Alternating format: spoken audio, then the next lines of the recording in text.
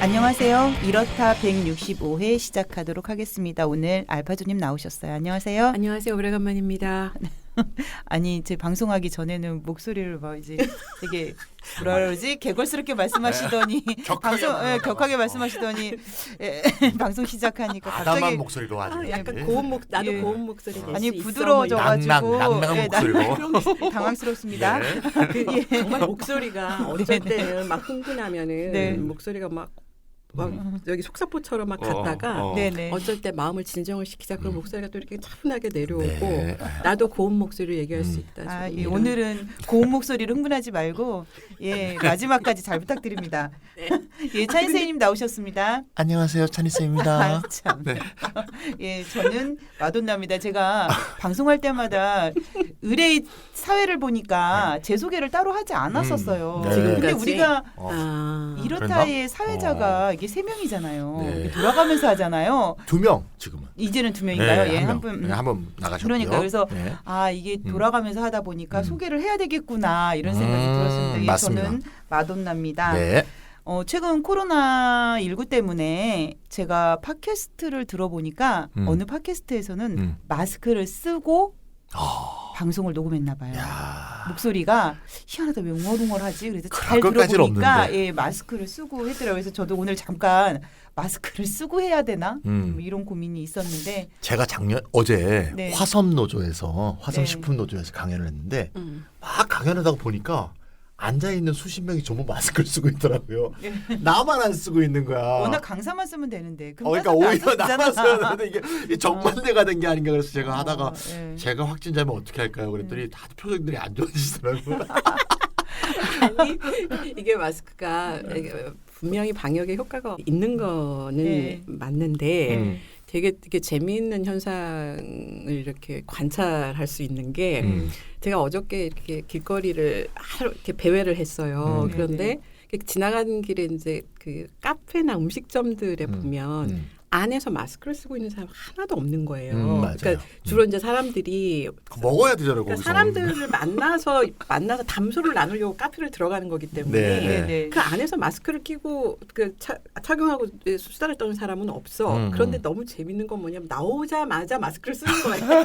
그러니까 오히려 맞아. 실내에서 써야 되는데 그렇죠. 사람들이 실외에서 네. 열심히 쓰고 거리에서 사실 쓸 실내에서는 필요가 좀 없죠. 그래서 사실 거리에서는 음. 사람들하고 거리만 뭐 한 1.5~2m만 유지를 하면은 굳이 마스크를 안 써도 되는데 네, 그게 맞아요. 되게 사람들의 심리라는 게 되게 흥미롭다라는 맞아요. 생각이 조금 들긴 또 들더라고요. 재밌는 게 저 아는 친구가 이제 번개장터에 이제 뭘 사려고 이렇게 이제 검색을 하는 중인데 그 게임기가 되게 내놓기만 하면 팔리는 거래요. 그런데 같은 가격에 내놨는데 안 어떤 팔려? 사람께 안 팔리더래요. 그 사람 아이디가 뭔 줄 알아요? 뭔데요? 기침이 나와요.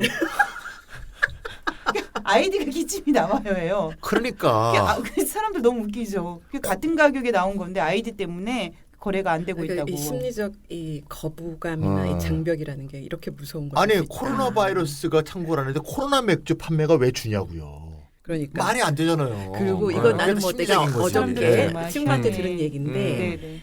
영국에서 벌어지는 일이래요. 근데 어디 영국의 어떤 마을에서 소문이 나기를 5G 이 통신망 네. 있잖아요. 네네. 네. 이게 코로나 바이러스를 전염시킨다 그래가지고 어머. 사람들이 거기를 이렇게 영국 실망이야.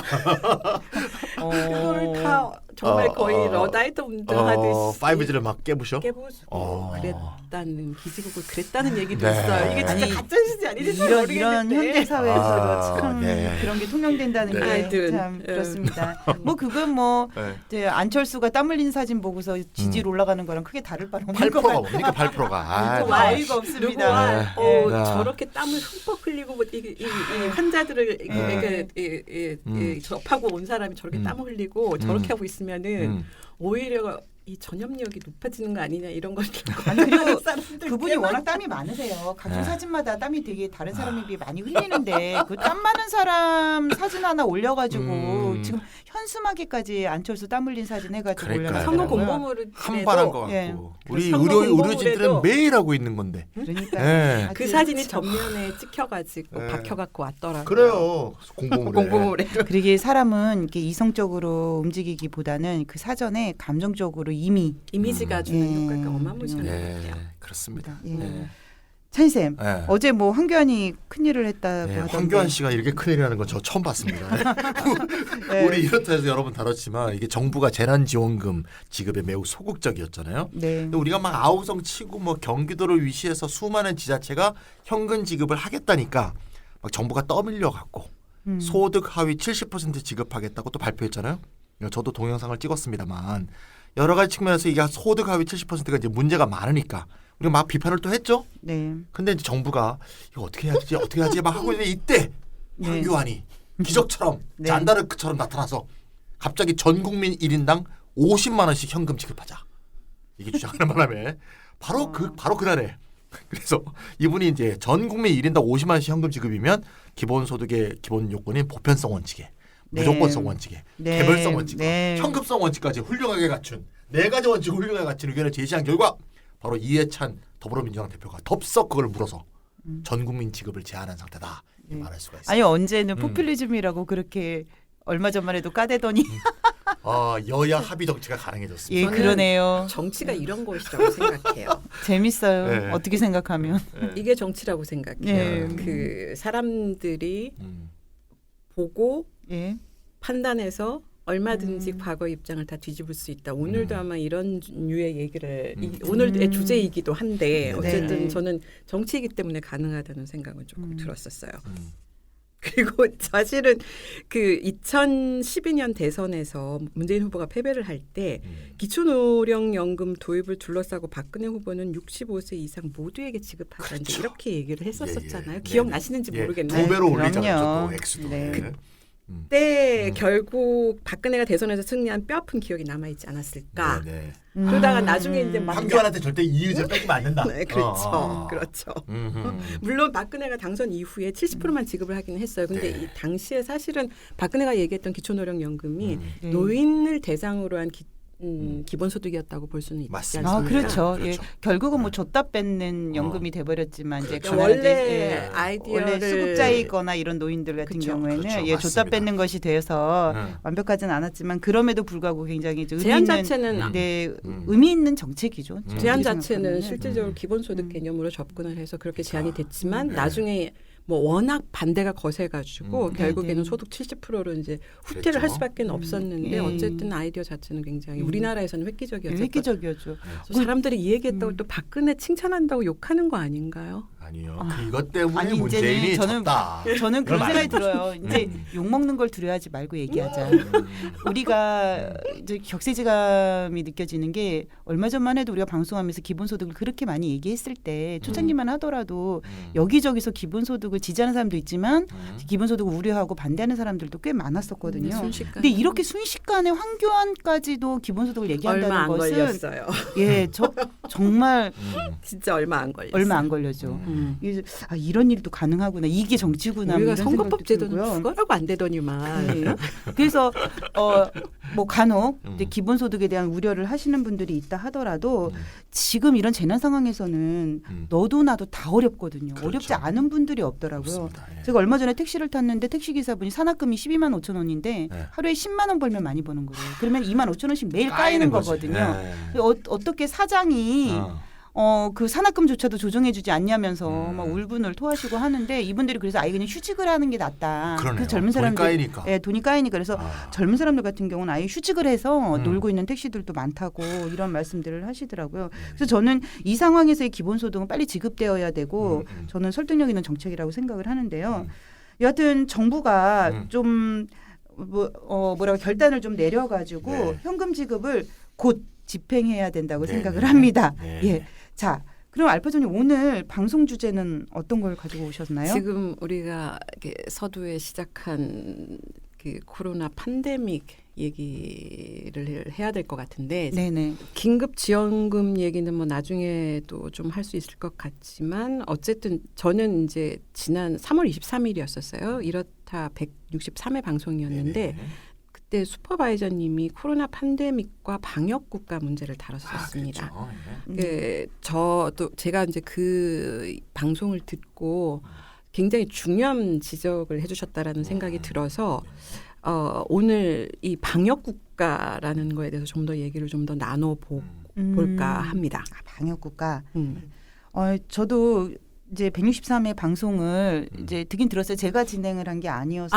그러셨구나. 예, 우리가 팟빵도 있지만 오디오 클립 있는 거 우리 청취자분들도 아실 텐데. 네이버 오디오 클립 오디오 서비스하고 있습니다. 그렇죠. 그래서 오디오 클립으로 들어봤는데 그때 이제 그 소개한 내용들을 보면 뭐 이 코로나 호들갑 뒤에는 비상사태를 통상적 통치 패러다임으로 만들려는 국가 권력의 욕망이 숨어 있다. 그런 얘기했죠. 는 얘기가 있었고 네. 또 이제 국가 권력의 예외적 조치 정당화에 과거에는 테러리즘을 활용했듯이 지금은 코로나 바이러스를 활용하는 것이다. 이런 어마어마한 이야기들을 하셨더라고요. 네네. 네. 그때 네. 슈퍼바이저님이 아간벤 주장을 소개를 하셨었는데 맞습니다. 네. 이 방역 국가는 제가 보기에는 진짜 가장 원초적인 형태의 합법적인 억압 국가다라고 생각이. 합법적 국가. 네. 네. 그러니까 왜냐하면 지금 우리나라는 조금 상황이 다른 것 같은데요. 어쨌든 외국에서 정말 과거에는 상상할 수 없었던 정도의 그 헌법이 그 자유민주주의 헌법이 보장하는 이 네. 재산권을 포함해서 모든 개인의 자유권을 지금 일시적으로 박탈을 한 상태예요. 그렇죠. 그런데 이걸 그냥 정부가 긴급 재난 사태라고 그냥 몰아붙인 건 아니에요. 그 적어도 유럽이나 미국에서는 정부가 현재의 법령에서 불가능한 형태로 개인 생활에 이렇게 직접적으로 개입해서 모든 자유권을 박탈하기 위해서는 법이 개정돼야 됩니다. 혹은 새로운 법을 제정해야 합니다. 그러니까 이 국회가 이 와중에도 모여서 이런 억압적인 조치를 취하는 것에 대해서 국회 차원에서 땅땅 법을 제정을 해서 통과를 시켜준 거예요. 그걸 가지고 지금 각각의 정부들이 유럽은 지금 더 하잖아요. 우리나라보다. 네. 그러니까 행정명령을 내리든 법적으로 지금 외출 제한을 아주 강도 높게 시행을 하고 있지 않습니까? 그러니까 이게 합법적인 것이에요. 법을 새로 만들었어요. 그렇죠. 이 와중에도 국회는 열심히 작업을 한 거예요. 서로 모여서. 그리고 정부를 헐뜯거나 네가 잘못했네, 누가 잘못했네 이런 우리나라에서 보여주는 이런 보기 흉한 행태를 보이지 않고 다 합심해서 여야 구분 없이 그런 특별 이 재난 대처법을 갖다가 만들어 통과를 시키고 지금 이 자유권을 억압하고 있는 거거든요. 그래서 합법적이라는 표현을 쓰는 거예요. 만약에 이런 과정이 없이 생략하고 만약에 정부가 바로 외출 제한 금지를 때렸다. 이건 불가능합니다. 이거는 불법적인 억압 국가로가 되는 것이고. 아니 그 재난 상태가 아닌 경우에 그렇게 자유권을 억압한다라고 하면은 엄청 많은 반발이 일어났겠죠. 그렇죠. 근데 재난 사태임에도 불구하고 법을 새로 제정을 해서 국가 개입을 한다는 거는 굉장히 중요한 차이가 있다는 거예요. 그것도 절차적인 그럼요. 아무리 재난 사태 사람이 죽어간다고 하더라도 국회에서 승인을 받고 헌법이 보장한 자유권을 일시적으로 중지시킨다라는 것이거든요. 그래서 지금 외국에서는 유럽 같은 경우에는 지금의 조치들이 아무리 합법적인 근거가 있다 하더라도 이게 헌법이 보장하는 기본적인 가치에서 어긋난다라고 하는 점 계속 문제제기하고 있는 거예요. 그러니까 합법이긴 하지만 지금의 자유민주주의 법치 국가의 헌법의 정신에서 위배되는 것이다. 라는 문제제기를 이제 계속 하고 있다. 그래서 어쨌든 이제 이 학자들이나 헌법학자들이나 정치학자들은 지금의 상태가 비정상적인 상황이기 때문에 헌법 아무리 합법적이어도 헌법 정신에는 어긋난다라는 점을 계속 지적을 하면서 민주주의를 지켜야 된다라는 문제 제기를 계속 하고는 있다. 그리고 그럼 문제 제기가 없는 건 아니군요. 있죠. 당연하죠. 그리고 굉장히 많이 논의가 되고 있는데 지금 전 우리나라에서는 아직까지 법적으로 강제 조치를 내린 적은 없어요. 없죠.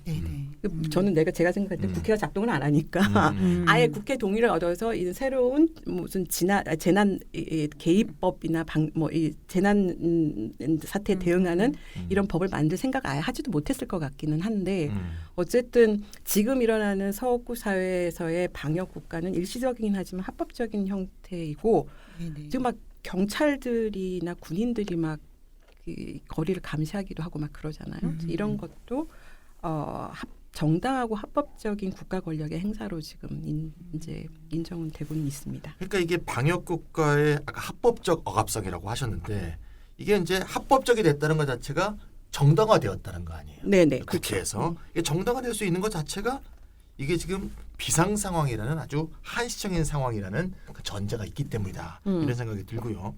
많은 사람들이 지금 코로나 전염병으로 인한 이 비상시국을 전시 상황에 비유하고 있잖아요. 언론 보도가 다 그래요. 그렇죠. 전쟁이란 표현이 그러니까 막 나오죠. 전쟁에 대응하듯이 이 사태에 대해서 대응해야 된다. 그러다 보니까 법도 통과된 것 같고요. 그러니까 결국 코로나 사태가 지속되는 동안에는 우리는 이제 억압적 방역 국가의 기본권 침해와 박탈을 비판할 수도 없고 저항할 수도 없는 전쟁에 대해서 반대할 수 없는 것처럼 이런 상황이 돼버린 것 같고요. 아마 이거하고 비슷한 것 같아요. 전쟁이 딱 벌어지면 파멸, 죽음의 공포. 이렇게 되면 우리가 사실 이성적 사고와 판단이 싹 사라지잖아요. 그렇죠. 예, 감정과 심리 상태가 그 전쟁 상황에 딱 적용되도록 다 변조되는 거고요. 아까 얘기했던 말도 안 되는 일들이 막 벌어지는 그렇죠. 거죠. 예. 그런 죽음에 대한 원초적 본능적 공포가 방역 국가의 억압 장치의 위협, 처벌에 대한 공포보다 훨씬 깊고 훨씬 크기 때문에 대부분의 사람들이 우리나라처럼 자발적으로 방역 국가에 순응하게 되는 그런 상황이 발생하는 것 같고요. 그래서 방역 국가란 건 결국 전쟁 국가와 마찬가지로 본질적 속성이 전체주의적이다. 이 점을 우리가 꼭 확인하고 넘어갈 필요가 있다 이런 생각이 듭니다. 아무리 합법적이라고 하더라도 그렇죠. 속성은 예. 전체주의적이다. 사실 뭐 히틀러도 합법적으로 짓거렸잖아요. 그렇죠. 예. 근데 재밌네요. 예. 코로나 19가 그냥 그러니까 전염성이나 뭐 그거로 인해 가지고 어떻게 조심해야 되고 어떻게 예방해야 되고 치료제는 안 나오나 막 이런 거 생각하고 오늘 뉴스에서 보니까 뭐 10명 중에 2명은 거의 우울증에 걸릴 것 같다. 코로나로. 네네. 뭐 그런 얘기들만 주로 했었지. 이것이 이제 국가적인 어떤 이념적 문제로까지 이렇게 해석하는 이야기는 오늘 처음 들어보는데요. 차인 선생님이 지금 코로나 방역 국가를 전쟁 국가랑 비교를 해주셨잖아요. 네네. 근데 가만히 생각해 보면은 중대한 차이는 있는 것 같아요. 그러니까 전쟁은 적이 분명하잖아요. 그렇죠. 적이 분명하고 그리고 전쟁에 의해서 사회가 어떻게 파괴되고 있는지도 잘 알 수 있고 예측 가능하고요. 그런데 방역 국가에서는 적의 실체를 알 수도 없을 뿐만 아니라 네. 코로나의 공격에 우리의 몸과 내부 기관이 어떻게 파괴되는지도 전혀 알 수가 없어요. 네, 저는 완전 오리무중이죠, 이게 지금. 더 큰 문제인 것 같아요. 지금 전 세계 국가들이 지금 거의 패닉 상태에 있는 게 적을 모른다는 전쟁을 치르고 있는 건 확실한데 예. 적이 누군지를 알지를 못해요. 네네. 그 뭐 손자병법에 지피지기 백전백승이라면 뭐 누구나 들어본 말이 있을 그렇죠. 텐데 네. 그 말이 뭐냐면 적을 알고 나를 알면은 100번을 싸워도 위험하지 않다라는 얘기거든요. 네. 거기에 이제 이 말 뒤에 다른 문구들이 계속 이어져 나오는데 그 다음에 나오는 말이 뭐냐면 적은 모르고 나를 알면 한 번은 이기고 한 번은 진다예요. 반타작이구만. 네, 그렇죠? 네, 근데 네. 마지막으로 네. 적도 모르고 나도 모르면 매번 싸움마다 위태롭다 다 죽는다는 뜻이거든요. 예. 근데 네. 지금 여기서 코로나 사태는 네. 거기에 비유하자면은 맨 마지막 구절 오. 적도 모르고 나도 모른다. 그러니까 예. 코로나가 뭔지도 잘 모르고 그 코로나 우리 몸속에 들어왔을 때 우리 몸이 어떻게 대응하는지도 잘 모른다는 거예요. 그러니까요. 거기에 예. 해당하기 때문에 네. 어떤 정확한 상황 평가나 분석이 굉장히 어려운 상태고 그러다 보니까 효과적으로 전쟁에서 이기기 위한 전략을 세우는 것도 지금 사실은 굉장히 불가능 상태예요. 저 알파조님 얘기 들으니까 영화 미스트가 생각나네요. 아. 그 미스트에서 이 인간들이 어떤 매장, 뭐 이마트 같은 어떤 매장 안에 갇혀 있고 가끔 온통 안개가 끼어 있고 어떤 일이 벌어지는지 모르고 그게 제일 무서운 맞아, 건 맞아. 사람한테는. 네. 그러니까 모르는 거예요. 모르는 정말 거지. 오리무중. 오리무중. 그래서 그 안에서 벌어지는 뭐 인간 간의 갈등, 군상 뭐 이런 것들이 다 나오는데 지금 상황이 그런 상황인 것 같고 맞습니다. 아 진짜 너무너무 풀기 어려운 숙제가 아닌가 싶은데요. 이 코로나 사태는 이제 전시 상황과 비견되고 있는데 도대체 지금 비상시국이 얼마나 계속될지 또 언제 코로나 사태가 종식돼서 다시 정상 상태로 돌아갈 수 있을지 이게 우리 청취자분들 또 온 국민 온 세계가 다 지금 묻고 있는 질문이죠. 묻고 있는 네. 질문 아닐까 싶어요. 네. 어떨까요? Nobody knows. 아, 네. 적도 모르고 우리도 모르는데 어떻게 알아? 지금 사실 끝이 보이지 않는 상황인데요. 예. 사실 우리가 중국이 좀 잠잠해지고 한국도 좀 이게 좀 잠잠해졌는데 지금 전 세계에 갑자기 배구 경기가 생각나는데 시간차 공격이란 거 있죠. 네. 동시에 쫙 퍼졌다가 쫙 사라지면 좋은데 여기 좀 잡히면 여기로 퍼지고 여기저기 그러니까요. 보면 절로 퍼지고 시차를 두고 파상형으로 전 세계로 확산되고 있기 때문에 참 잡기가 어렵다. 중국은 지금 좋아하고 있지만 중국으로 다시 돌아갈 수도 있잖아요. 그렇죠. 한국도 우리가 3월 12일을 기점으로 신규 확진자 수가 이제 100명 선에서 왔다 갔다 하면서 어제 오늘 이제 50명 이하로 내려왔어요. 예. 좀 잡은 것처럼 보이지만 우리 지금 이제 유학생 또 들어오지만 이 유학생으로 끝날 문제가 아니거든요. 그렇죠. 왜냐하면 유럽과 미국에서는 지금 확진자 수가 막 급증하고 미국은 지금 몇만 명 됐어요? 30만 명 넘었어요. 30만 나는 명이요? 영자 하나가 늘 것 같다는 생각이 들 정도예요. 요새. 그래서 음. 지금 중국 우한에서 시작된 코로나 전염병의 핫스팟이 국가로 옮겨가면서 핫스팟이 계속 옮겨가면서 다니고 있는 중. 네, 전 세계를 돌고 있다. 지금 뭐냐면은 진짜 핫스팟이 막 전 세계를 돌고 있는데 음. 이게 아시아에서 그러니까 중국하고 한국에 있다가 이게 유럽으로 넘어가. 유럽에서도 이태리가 먼저 시작이 돼서 네. 이태리하고 그 다음에 스페인. 오스트리아가 그 당시 그때가 스키 계절 시즌이었어요. 맞아. 그래가지고 거기에 이제 유럽의 음. 관광객들이 대거 몰려갔다가 이 사람들이 시즌 끝나고 집에 쫙 오는데 이게 유럽 전체 그냥 확 퍼진 거거든요. 네. 이제 이런 상황에서 이 핫스팟이 막 동시다발로 유럽 같은 경우에는 동시다발로 이제 막 나타나고 있는 상황인데 인도가 너무 걱정돼. 그러니까 인도로 근데 넘어갈까봐. 아직 지금 인도도 지금 막 불 붙는다고 아, 하잖아요. 맞아. 그러니까 이게 그러니까 유럽하고 미국의 지금 미국은 아직 정점에 안 올랐고 유럽은 약간 이제 거의 정점으로 치닫고 있는 중이고 그 일단 뭐 지금 독일이나 아니면 이태리 같은 경우에 확진자 수가 이제 현격하게 줄어들고는 있다고는 하거든요. 신규 확진자 수가. 근데 어쨌든 그런데 아직 정점은 안 왔다고 보고 있고 미국도 안 됐고 네.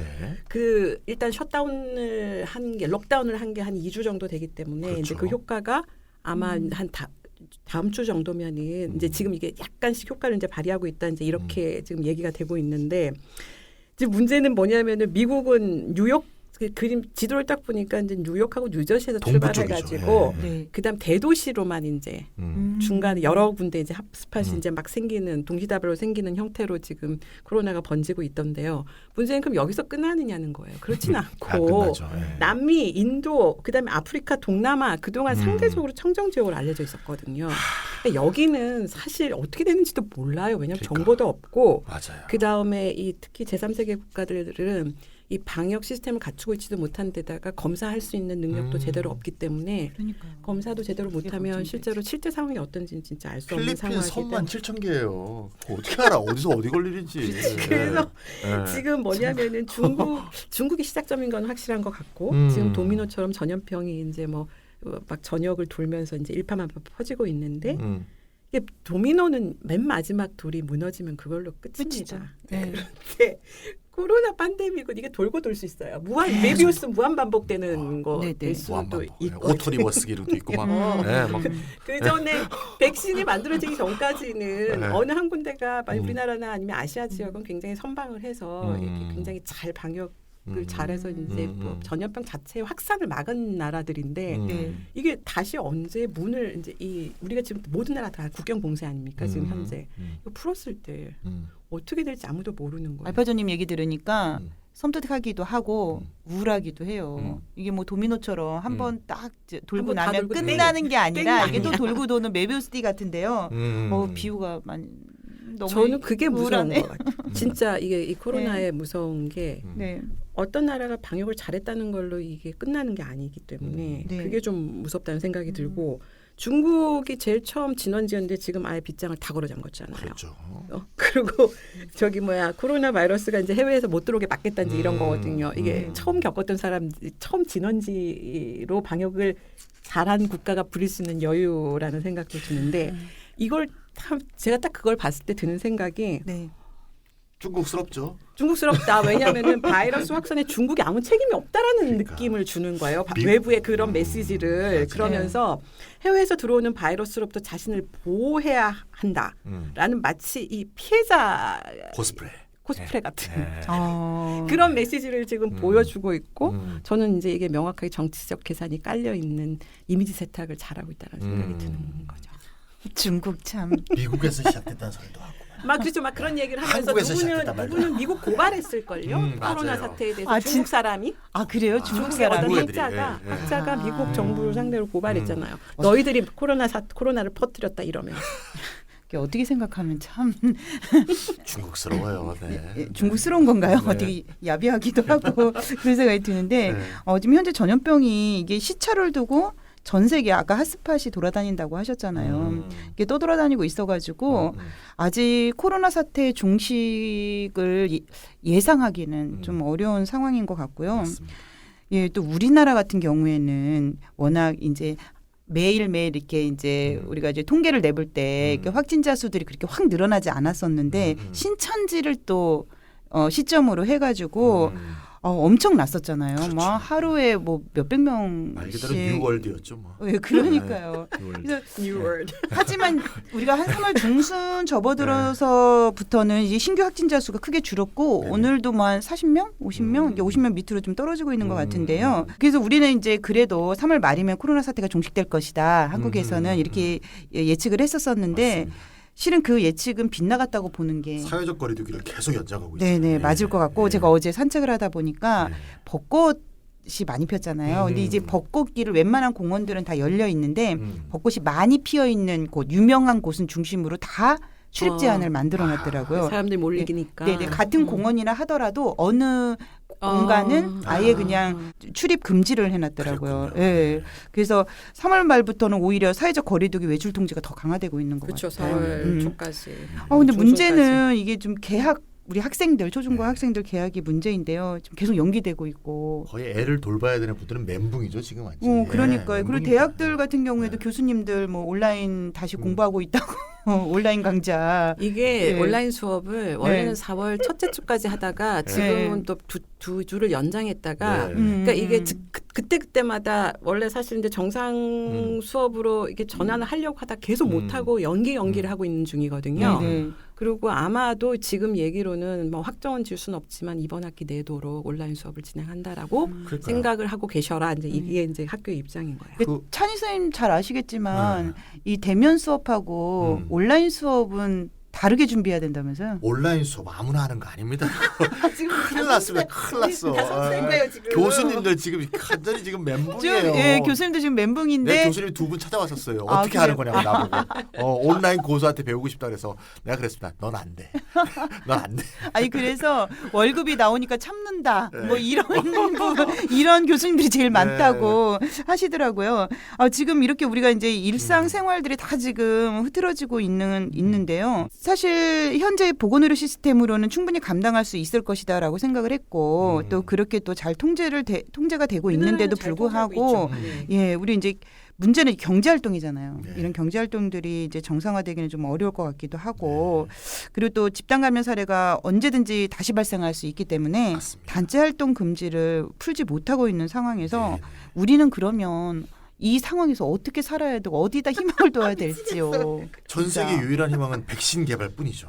예, 그래서 세계 어디 과학자들한테 네. 희망을 걸어봐야 될까요? 제약 회사들도 지금 예. 돈 벌려고 눈이 벌게요. 지금 매일 밤 일하고 있습니다. 그런데도 개발을 못 하고 있잖아요. 그러니까요. 그래서 올해 안에는 좀 예. 상용화가 불가능할 것이다. 하는 이제 예측이 지배적이니까 얼마나 우울합니까 우리가. 그러니까요. 혹은 백신이 없다면 치료제라도 나오면 희망을 가질 수 있는데 네. 오늘 아침 뉴스 보니까 호주에서 구충제인 이버맥틴이라는 구충제가 있대요. 네. 기사 봤어요. 요걸 갖고 코로나 바이러스를 48시간 이내에 치료할 수 네. 있다라는 세포 배양 실험 결과가 나왔어요. 네, 근데 이게 이거 금방 임상으로 사용할 수는 없잖아요. 그렇죠. 임상 시험을 거쳐야 되니까 역시 이것도 당장 상용화할 수 있는 건 아니고요. 예. 최근에 이 구충제가 굉장히 호평이에요. 요새 암 치료제로도 맞아. 쓰이는 구충제도 그러니까요. 있고 좀 예. 그렇습니다.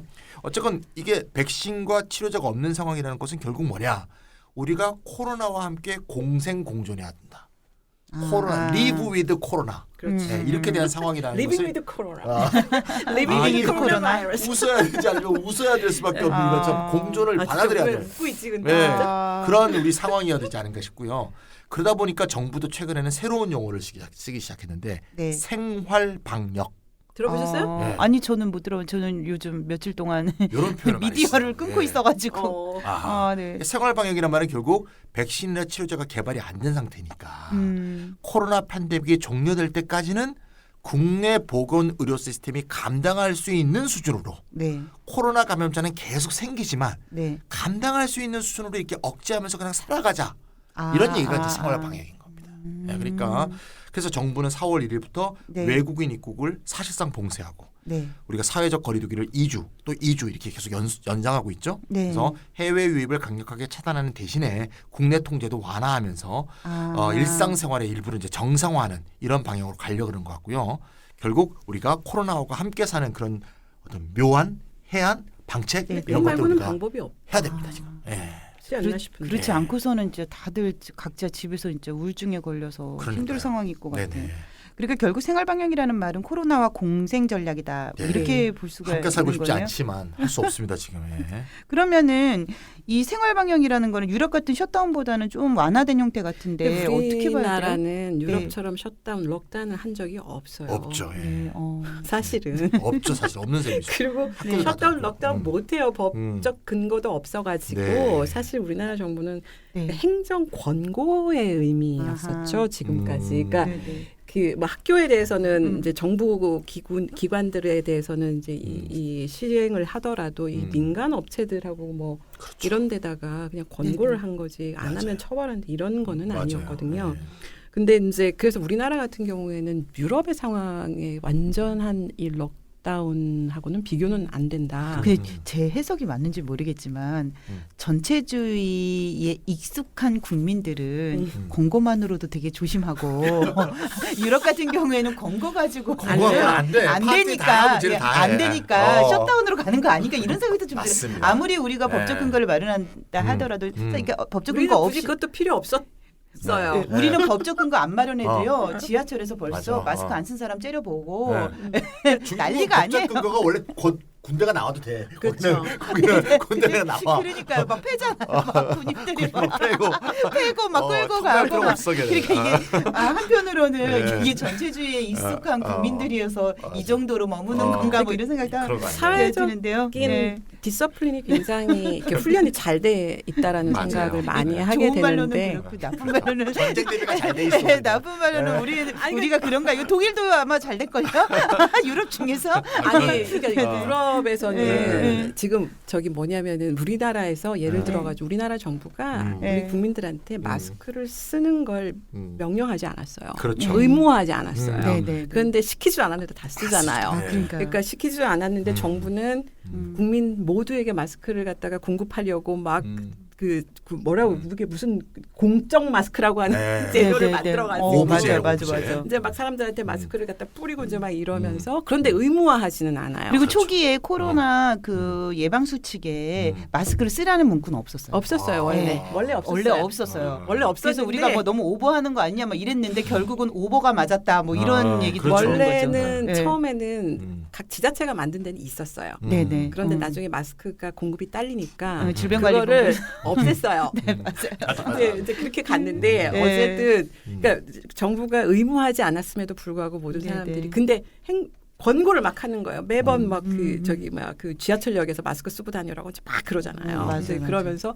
사회적으로 서로 감시하면서 안 쓴 사람 맞아요. 눈 째리고 째리죠. 그러면서 이제 네. 이렇게 갔는데 외국에서는 이걸 의무화하지 않으면 사람들이 쓰지 않습니다. 그렇죠. 그 이번에 이제 그 외국 사례들이 보도가 되면서 제가 아는 어르신 한 분이 그 얘기를 하는 거예요. 그 국가에 대한 자부심이 커졌어요. 그러니까 이분이 생각하기로는 이 한국이 이 코로나 19에 대응을 잘하고 있었구나 이것을 이제 깨달으면서 없던 애국심도 막 생기시고 좋은 자부심을 일입니다. 얘기를 하시더라고요. 그러니까 국뽕장렬이고. 네네. 그 저는 그거 보면서 무슨 생각이 들었냐면은 이 코로나 사태가 뭐 방역 국가를 만들어내기도 했지만 이 정부의 역할이 얼마나 중요한지 실감하게 되더라고요. 그러니까 이분도 그런 거죠. 이 어르신도 네. 이게 정부가 이거 하나만 해도 잘하는 거구나 이렇게 생각을 하신 거죠.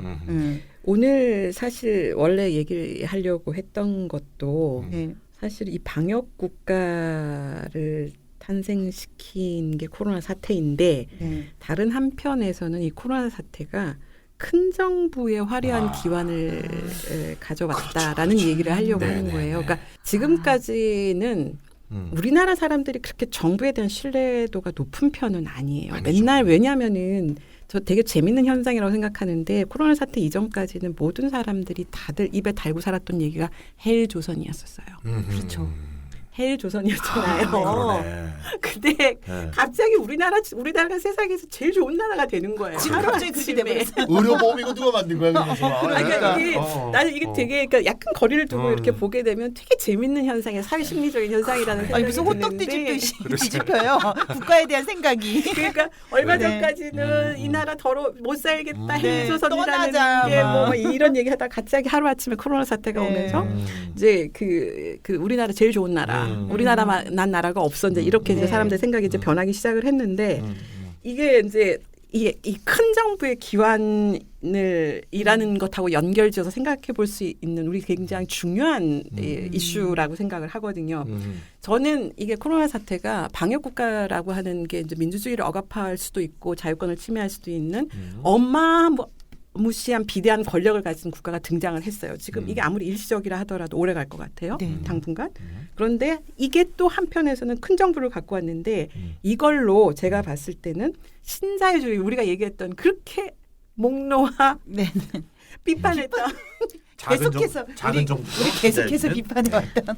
이 그 신자유주의 패러다임이 지금 이게 언제부터냐면 신자유주의가 등장이 80년대부터 그렇죠. 본격적으로 이제 지배적 패러다임으로 자리를 잡기 시작했는데 그게 30년 만에 완전히 역사에서 퇴장을 하게 됩니다. 40년. 40년 정도, 30년, 40년 정도 만에 네네. 퇴장한다고 생각을 하고 있고 네. 이 코로나 바이러스와 전쟁을 벌이고 있는 방역 국가는 사실은 전시 동원 체제랑 거의 비슷하다 이렇게 생각을 그렇죠. 하시면 될 것 같은데요. 심지어는 우리나라 정부가 군인을 그 마스크 공장에 보냈잖아요. 그래서 그러니까 전시 동원 체제 이게 굉장히 상징적인 비유지만 어쨌든 전시 동원 체제랑 좀 유사할 수 있다. 그러면서 기존의 신자유주의적인 규범과 제도를 완전히 무력화시켰고요. 그랬죠. 그다음에 국가적 자원을 총동원해서 지금은 경제 살리기에 전 세계 모든 국가들이 지금 나서고 있는 중입니다. 그래서 한 3, 40년 전에 신자유주의에서 완전히 밀려났던 케인즈주의가 다시 화려하게 부활을 했다. 예. 그래서 죽은 계측을 봤던 케인스주의가 2008년도 네. 글로벌 금융위기 때도 굉장히 좀 부각이 되고 그때도 이제 신자유주의와의 결별 그런 얘기를 많이 했던 것 같은데 네. 당시에 이제 중앙은행이 국채 등을 매입해서 시장에다 막 돈을 푸는 양적 완화가 이제 글로벌 금융위기 이후에 시작되지 않았습니까? 근데 사실은 2008년도가 신자유주의의 종말의 신호탄 같은 그렇죠. 의미는 있었어요. 네네. 왜냐하면은 사실 그래서 각국이 신자유주의와 결별을 사실 시작한 거는 다 12년 전, 2008년도 8, 9년 글로벌 금융위기부터 시작됐다. 이렇게 얘기는 할 수는 있는데 갑자기 하루아침에 3, 40년을 지배했던 이데올로기나 패러다임이 하루아침에 무너지지 그렇죠. 않거든요. 그렇죠.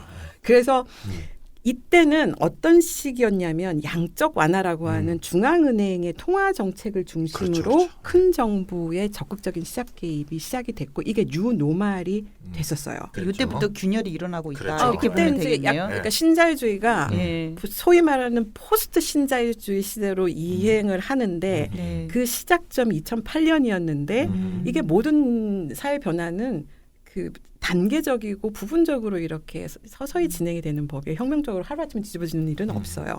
근데 2008년도에 신자유주의 결별의 대표적인 사례가 중앙은행의 양적 완화라고 하는 그렇습니다. 통화 정책. 우리가 막 이게 비정상적이다, 비전통적이다, 뭐 이런 얘기들을 했었는데 그래서 국가가 사실 중앙은행이 개입을 해서 정부를 이제 떠받치는 이런 경기 부양책을 쓴 거 아니에요. 우리 이렇다 1회가 양적 완화예요. 네, 그러니까 이게 굉장히 중요한 사건이었던 거죠. 예. 엄청나게 중요한 거죠. 사건이었죠. 예. 그런데 예. 코로나 사태가 이제 초래한 경제적 재난에 대해서 각국 정부가 지금 막 경기 부양책을 하나둘씩 막 발표하고 있는데 그 경기 부양책은 사실 2008년 이후에 경제 살리기에 국가 개입의 연장선에 있다.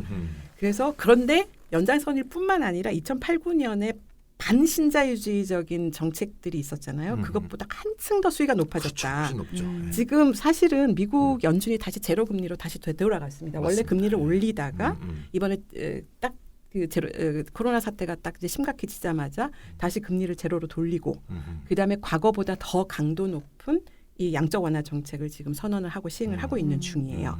그래서 사실은 지난 10년 동안에 이게 비정상이라고 다 얘기했던 거 그렇죠. 아니에요. 이 양적 완화가. 네. 이걸 10년에 걸쳐서 12년 동안 지난 12년 동안 이 비정상적인 통화 정책을 제자리로 돌리려고 정말 모든 정부가 애를 썼는데 그 노력이 그냥 코로나 사태로 그냥 하루아침에 그냥 물거품이 됐어요. 수포로 돌아갔고 사실 이게 어느 정도 본격적으로 자산 매입을 그 미국 정부 미국 그 연준이 했냐면은 연준의 장부가 그러니까 2019년 말, 그러니까 작년 말에 4.2조 달러였었거든요. 엄청나게 사들였네요, 진짜. 근데 올해 지금 다시 코로나 사태 이후로 양적 완화가 돼서 이제 이 연준이 채권을 매입을 하게 되는데 그러다 보니까 연준의 장부가 자산이 한 2조, 3조 달러가 올해 안에 더 늘어난다는 지난 거예요. 10년 했던 거에 거의 가깝네요. 그러니까 지난 10년 동안에 연준의 장부가 늘어난 게 이번에 한 몇 달 만에 올해 그러니까 1년도 안 걸려서 그 합친 금액만큼이 늘어나는 엄청나게 셈이에요. 강도 높은 양적 완화. 근데 이거는 약과다. 왜냐하면은 2008년 당시에 넘지 못했던 장벽이 하나 있어요. 이게 더 중요한 건데 재정 정책이에요. 그렇지. 2008년도에는 경기 부양책을 통화 정책을 하는 중앙 정부가 했어요. 아니 중앙은행이 했어요. 그런데 재정 정책은 못 쓰게 했었거든요. 이게 큰 정부를 대표하는 게 사실은 재정 정책이잖아요. 근데 이때 2008, 9년도에는 이 재정 정책을 무너뜨리지 못한 거예요. 맞습니다. 그러니까 작은 정부로는 못 무너뜨린 거예요. 그렇죠. 그런데 지금 뭐냐면은 그거 다 무너지고 있어요. 그렇죠. 코로나 전시 상황에서는 경기 부양을 위해서 정부가 재정을 과감하게 풀어야 된다라고 지금 주장을 하고 있는데 맞습니다. 아무도 반대를 안 해요. 그렇죠. 그래서 지금 모든 나라가 이게 공급하고 소비 양쪽이 다 무너진 상태다. 그리고 거의 모든 전문가들이 지금 이 코로나 사태의 경제적인 충격은 2008년도 금융위기 충격보다 더 크다라는데 아무도 이견을 얘기 안 하거든요.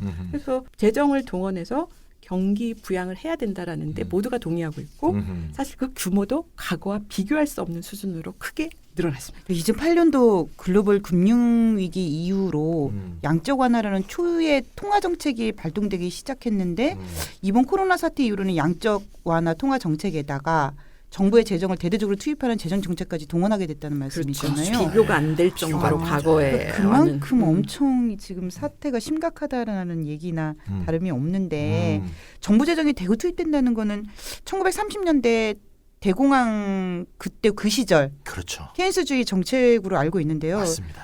제가 진짜 이런 거 전혀 몰랐는데 이 방송을 하다 보니까 이 정도가 기억나고 굉장한 이론가입니다. 이제는. 사실 그 각 정부의 재정 투입 현황은 어떻게 되고 있나요? 이 신자유주의 시대 때 많이 쓰던 용어가 있는데요. 재정 건전성 이 말 아주 많이 쓰고 지금 우리나라에서도 기재부 관료들이 참 많이 쓰는 말인데 청와대도 지금 청와대도 많이 쓰고요. 쉽게 말해서 이제 세입과 세출의 균형을 맞추라는 건데 간단히 말해서 재정 지출 늘리지 말고 국가 부채 늘리지 말라 그런 뜻이거든요. 그럼 재정 정책을 이렇게 적극적으로 사용하지 말란 얘기죠. 말하자면 이런 재정 건전성 준칙이 이번에 완전히 무너졌습니다. 나라 상황을 한번 보면 미국과 독일, 일본이 전부 다 전시에 버금가는 슈퍼 경기 부양책을 막 내놓고 있고 신문에서 보셨겠지만 미국의 재정 투입 규모가 어느 정도냐 2조 2천억 달러. 한국 돈으로 하면 2,700조 가까이 되는. 어마어마하다. 2,700조. 우리나라 예산이 500조예요. 500조. 이게 얼마나 미국의 연간 GDP의 11%예요. 11%. 네. 2009년도 글로벌 금융위기 당시에 경기 부양책 규모가 어땠냐면 미국 GDP의 5.5%였거든요. 그러니까 그 당시에 2배를 투입하겠다 이거지. 두 배로 어렵다는 뜻일 수도 있어요. 그러니까 2배로 어렵다는 거죠. 독일도 역사상 가장 큰 규모인 1조 유로. 한국 돈으로 하면 1,300조가 넘습니다. 의 경기 부양책을 발표했고요. 독일은 GDP가 미국보다 작으니까 독일 GDP의 30%가 이런 되니까 일은 없었습니다. GDP 대비 30%의 경기 부양책이 나온 거죠. 유로존 19개국을 포함해서 일본, 싱가포르, 홍콩도 전부 다 평균 GDP의 한 10에서 11% 정도의 경기 부양책을 예고하고 있는데 한국은 한 1% 정도로 지금 얘기되고 있죠 지금. 모르겠어요. 저는 한국은 아직 잘 못 알아봤는데 최근까지 발표한 거 하나 더 추가를 해야 되는데 그러니까 트럼프 미국 정부가 2차 경기 부양책을 또 발표했어요. 그러니까 1차가 2조 2천억 달러였었거든요. 이제 그게 왜 성인들한테 1,200달러씩 한다라는 게 이제 요 1차 경기 부양책에 들어가 있었던 건데 그 다음에 2차는요? 최근에 2조 달러를 또 발표했어요. 아. 2조 달러를 발표한 게 뭐냐면은 이거는 인프라 그렇죠. 인프라. 투자 프로젝트에 투자하겠다라는 걸로 오. 그렇게 되면은 1차 2조 2천억 달러에다가 인프라 투자하는 경기부양책 재정 투입하는 이 경기부양책 2조 달러 하면은 지금 미국 같은 경우도 GDP의 20%가 넘는 수준이 되는 거예요. 아니, 신자유주의 시대 때 재정 건전성 얘기 나왔었다 그랬잖아요. 네네. 그러면 이렇게 재정 투입을 많이 하게 되면은 국가 부채가 늘어날 거예요. 물론 증가하죠. 예. 재정 투입을 하게 되면 그 결과로 대부분의 선진국의 GDP 대비 국가 부채가 한 10% 내지 20% 정도 증가하지 않을까. 더 늘어날 것 예. 같아요. 제 생각에. 더 늘어날 수도 있고요. 예. 근데 과거에 만약에 국가 부채가 단기간에 이렇게 늘어나게 되면 네. 그 재정 정책을 동원하는 것만으로도 재정 건전성이 훼손된다면서 뭐 난리가 나고 금융시장이 막 난리가 날 텐데 네, 그럴 것 같아요. 금융시장이 잠잠할 뿐만 아니라 어제는 미국의 집가가 올랐어요.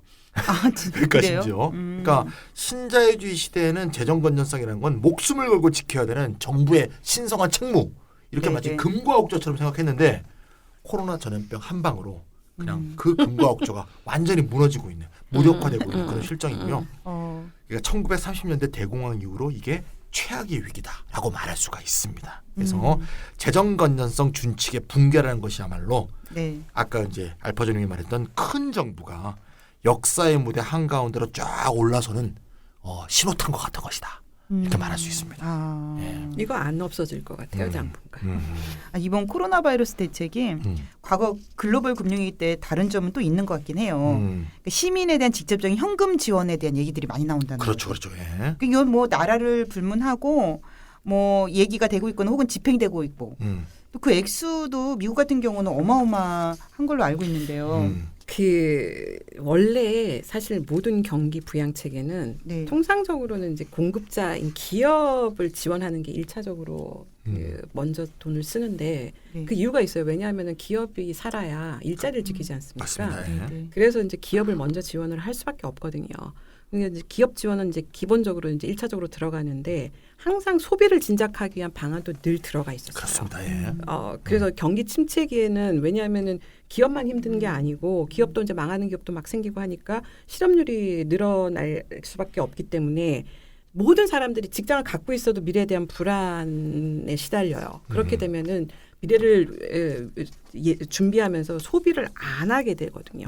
돈이 있어도 그다음에 자기 직장이 있어도 소비를 줄일 수밖에 없기 때문에 네. 소비를 촉진하기 위한 다양한 정책이 원래 경기 부양책에 들어가기 마련입니다. 예전에도 그랬고 이번에도 마찬가지인데 과거에는 재정 건전성 준칙이 있어서 돈을 막 쓰지를 못했어요. 네. 근데 지금은 이제 그게 무너졌다고 그랬잖아요. 네. 그래서 이제 큰 정부가 이제 탁 모습을 드러냈는데 그러다 보니까 소비 수요를 이제 부양을 해야 되는데 그것도 과거와 비교할 수 없는 정도의 과감한 돈풀기가 이제 막 시작되고 있는 거예요. 그래서 그게 이제 대표적인 사례가 미국과 우리나라의 긴급 재난 지원금 지급 그렇죠. 결정. 이제 뭐 두 나라는 확실히 지급을 하겠다고 결정을 내렸으므로. 네. 그런데 미국 정부가 소비자 주머니에 현금을 직접 꽂아주겠다라는 정책을 이제 발표를 한 거고. 우리나라도 이제 그런 거랑 유사한 이제 재난 생계비 지원을 결정을 한 상태지 않습니까? 그리고 사실 이제 이게 이제 일파만파 나중에 황교안이 이제 1인당 50만 원까지 얘기가 가긴 했는데 네. 과거에도 원래 경기 부양책에는 늘 현금성 지원 정책이 있었어요. 예전에 근데 현금성 지원이 있었는데 우리가 그걸 우리한테는 우리가 혜택을 본 적이 없기 직접 때문에 뭐 받아본 적이 없어가지고 우리가 대부분의 사람들은 네. 혜택을 못 봐요. 왜냐하면 사회적으로 가장 취약한 저소득층한테만 네, 네. 이런 현금성 지원을 갖다 하기 때문에 대부분의 사람들이 그 혜택을 보지를 못했을 뿐인데 아 근로장려금 뭐 이 정도 그래서 혜택이라면 네, 그 늘 있었었다. 그런데 네. 이번에 현금성 지원하고 비교를 해보면은 가장 중요한 차이가 지원 범위에 그렇죠. 있습니다. 아까 말씀드린 것처럼 과거의 현금성 지원은 그러니까 대상이 해고자, 네. 예를 들어서 이제 이런 경제 위기의 직접적인 그렇죠. 피해자들한테 이제 뭐 돈을 지급하는 경우도 있고 네, 네. 저소득층으로 국한돼서 대부분의 사람들이 그러니까 극소수의 이제 저소득층으로 국한돼 있어서 근데 있었다면 지금은 이제 중산층까지로 그 범위가 확대된 거죠. 우리가 기본소득 얘기할 때 일반 사람들을 설득하기가 어려웠던 게 현금이라는 것은 반드시 임노동을 통해서 벌어들여야 된다라는 그렇죠. 가치가 확고했었잖아요. 노동윤리 네. 근데 이번 이제 코로나 사태로 인하여 국가에서 정부 그러니까 현금 지원을 하는 방향으로 갔을 때 이제 사람들의 어떤 가치 변화가 생길 것 같아요. 그럼요. 이 돈이라는 그렇죠. 것이 임노동이 아니고도 이런 위기 상태나 어려울 때 최저의 어떤 생계는 국가가 그렇죠. 보장해 줄 수도 있다라는 이런 어떤 기본소득의 개념들이 완전히 새로운 경험인 것 같아요. 어떤 이런 가치 변화가 일어나는 것 같아요. 맞습니다. 예. 과거에는 이렇게 중산층을 포함한 전 국민에게 현금 쏘는 일은 거의 없었잖아요. 있었어요. 있기는 있었어요? 있었어요. 네. 근데 흔치 아, 않았을 그런가요? 뿐이에요. 그렇죠. 그리고 우리가 주목하지 않았을 뿐이에요. 그렇죠. 아주 옛날에 대만 들었던 것 같아요. 대만이 있었죠. 그리고 사실은 이제 그때 소비 쿠폰 대만 되게 재미있는 케이스인데 2009년도입니다. 이제 글로벌 금융위기 때인데 이게 가장 가깝게 국민 모두에게 현금성 지원을 한 케이스예요. 근데 이제 대만 정부가 2009년 3월 31일 이전에 태어난 모든 사람들, 네. 그 다음에 대만 국적은 갖고 있지는 않지만 외국인이어도 대만에 살고 있는 뭐 배우자들, 네. 뭐 이런 모든 남녀노소를 구분하지 않고 1인당 3,600 타이완 달러, 미 달러로 환산하면은 110달러 정도 됩니다. 그러면 우리나라 돈으로 하면은 이게 14만 원, 13만 원 정도. 14만 원, 뭐 이렇게 14만 원 정도 되는 건 1인당 어린아이까지 다 포함해서 이렇게 돈을 줬다라는 거고요. 그 과거 이런 정책은 예전에도 있었는데 그 물론 나라마다 이제 대상 범위나 구체적인 지원 방식에는 좀 차이가 있습니다. 그래서 근데 이번에 긴급 그 재난 지원금이 전 세계적으로 이렇게 주목을 받는 이유는 조그만 나라들이 했을 때 아무도 주목을 안 했었던 거고요. 대만이야 뭐 서민대. 그러니까 뭐 옛날에 일본도 하고 뭐 이제 이렇게 했는데 미국 근데 정도 해줘야 그렇지, 이제. 미국 정도 해줘야. 이게 갑자기 막 전 세계가 갑자기 이게 네. 뭐지라고 이제 관심을 갖게 되는 이유는 역시 미국이 그렇죠. 트럼프 정부가 네. 그 중산층까지 수혜 대상을 이제 대폭 늘리는 바람에 그리고 이제 여기에 대해서 아낌없이 재정을 쓰겠다라는 결연한 의지를 보인 것 때문에 맞습니다. 그것만이 아니라 그것도 아주 신속하고 과감하게 결정 내리고 바로 집행하는 이런 모습을 보여줬기 때문에 이게 이제 사람들이 이제 이런 것도 있구나라고 관심을 이제 전 세계적으로 관심을 가지게 됐는데 지금 미국의 재난수당 지급액 예산이 한 총 5천억 달러입니다. 아까 얘기했던 2조 2천억 1차 경기 부양책 안에 들어있는 얘기고요. 맞습니다. 네. 그 1차 이게 5천억 달러니까 1차 경기 부양책 2조 2.2조 달러의 23%를 차지하는 어마무시한 맞습니다. 금액입니다. 그러니까 굉장히 중요한 비중을 갖는 정책이라고 볼 수가 있고 네. 그 되게 재밌는 건 뭐냐면은 2009년도에 오바마 행정부였었잖아요. 이때 경기 부양책 그 법안을 내놨을 때 상원 하원 공화당 의원 상당수 다 반대했었어요. 그래갖고 막 가까스로 이 법안을 통과시켜가지고 오바마가 정말 어렵게 재정 투입한 경기 부양책을 했었는데 이번에 어땠을 것 같아요? 만장일치로 다 통과가 됐습니다. 그러니까 금융이라는 질병보다 이 바이러스 질병이 훨씬 무서운 것 같아요. 예. 그래서 이 금융은 예. 안 보이잖아. 이게 직접적 죽음하고는 연관이 별로 없지만 그렇죠. 이게 이제 누군가 바이러스는 죽긴 하는데 안 보이죠. 앞에서. 안 보이죠. 예. 근데 근데 바이러스는 그냥 근데 완전 픽픽 어쨌건 쓰러지니까 앞에서. 뭐냐면은 미국도 마찬가지고 네. 정말 지금 선거를 앞두고 이 두 정당이 물어뜯 음. 찢으면서 싸움을 함에도 불구하고 이런 상황에서 이제 정부가 재정을 투입해서 경제를 살려야 된다라고 하는 부분에 대해서는 이 양당이 과감하게 합의를 하고 법안을 통과시키고 자금을 준비를 하고 집행을 하고 이러는 거죠. 그거는 이제 유럽도 마찬가지인데 과연 우리나라에서 가능하겠느냐 이걸 물어보면 저는 약간 회의적이에요. 지금 같은 근데 미국이 하면 또 쫓아가는 아니, 거 그러니까- 좋아하는데 좋은 건 안 쫓아하니까 또 아니 근데 이게 그러니까 미국이 하니까 쫓아가는 건 당연할 수 있는데 네. 우리나라 자체의 정치력이라고 하는 게 여당과 야당이 이런 국가적인 재난 위기 사태에서 그런 합심하는 모습, 합의를 이루어 나가는 정치하는 이런 이 선진국다운 모습을 보여줄 수 있느냐는 거예요. 그러니까 미국이 가면 가요, 우리나라는. 저는 그거는 뭐 황교안한테 기대를 걸어보겠습니다.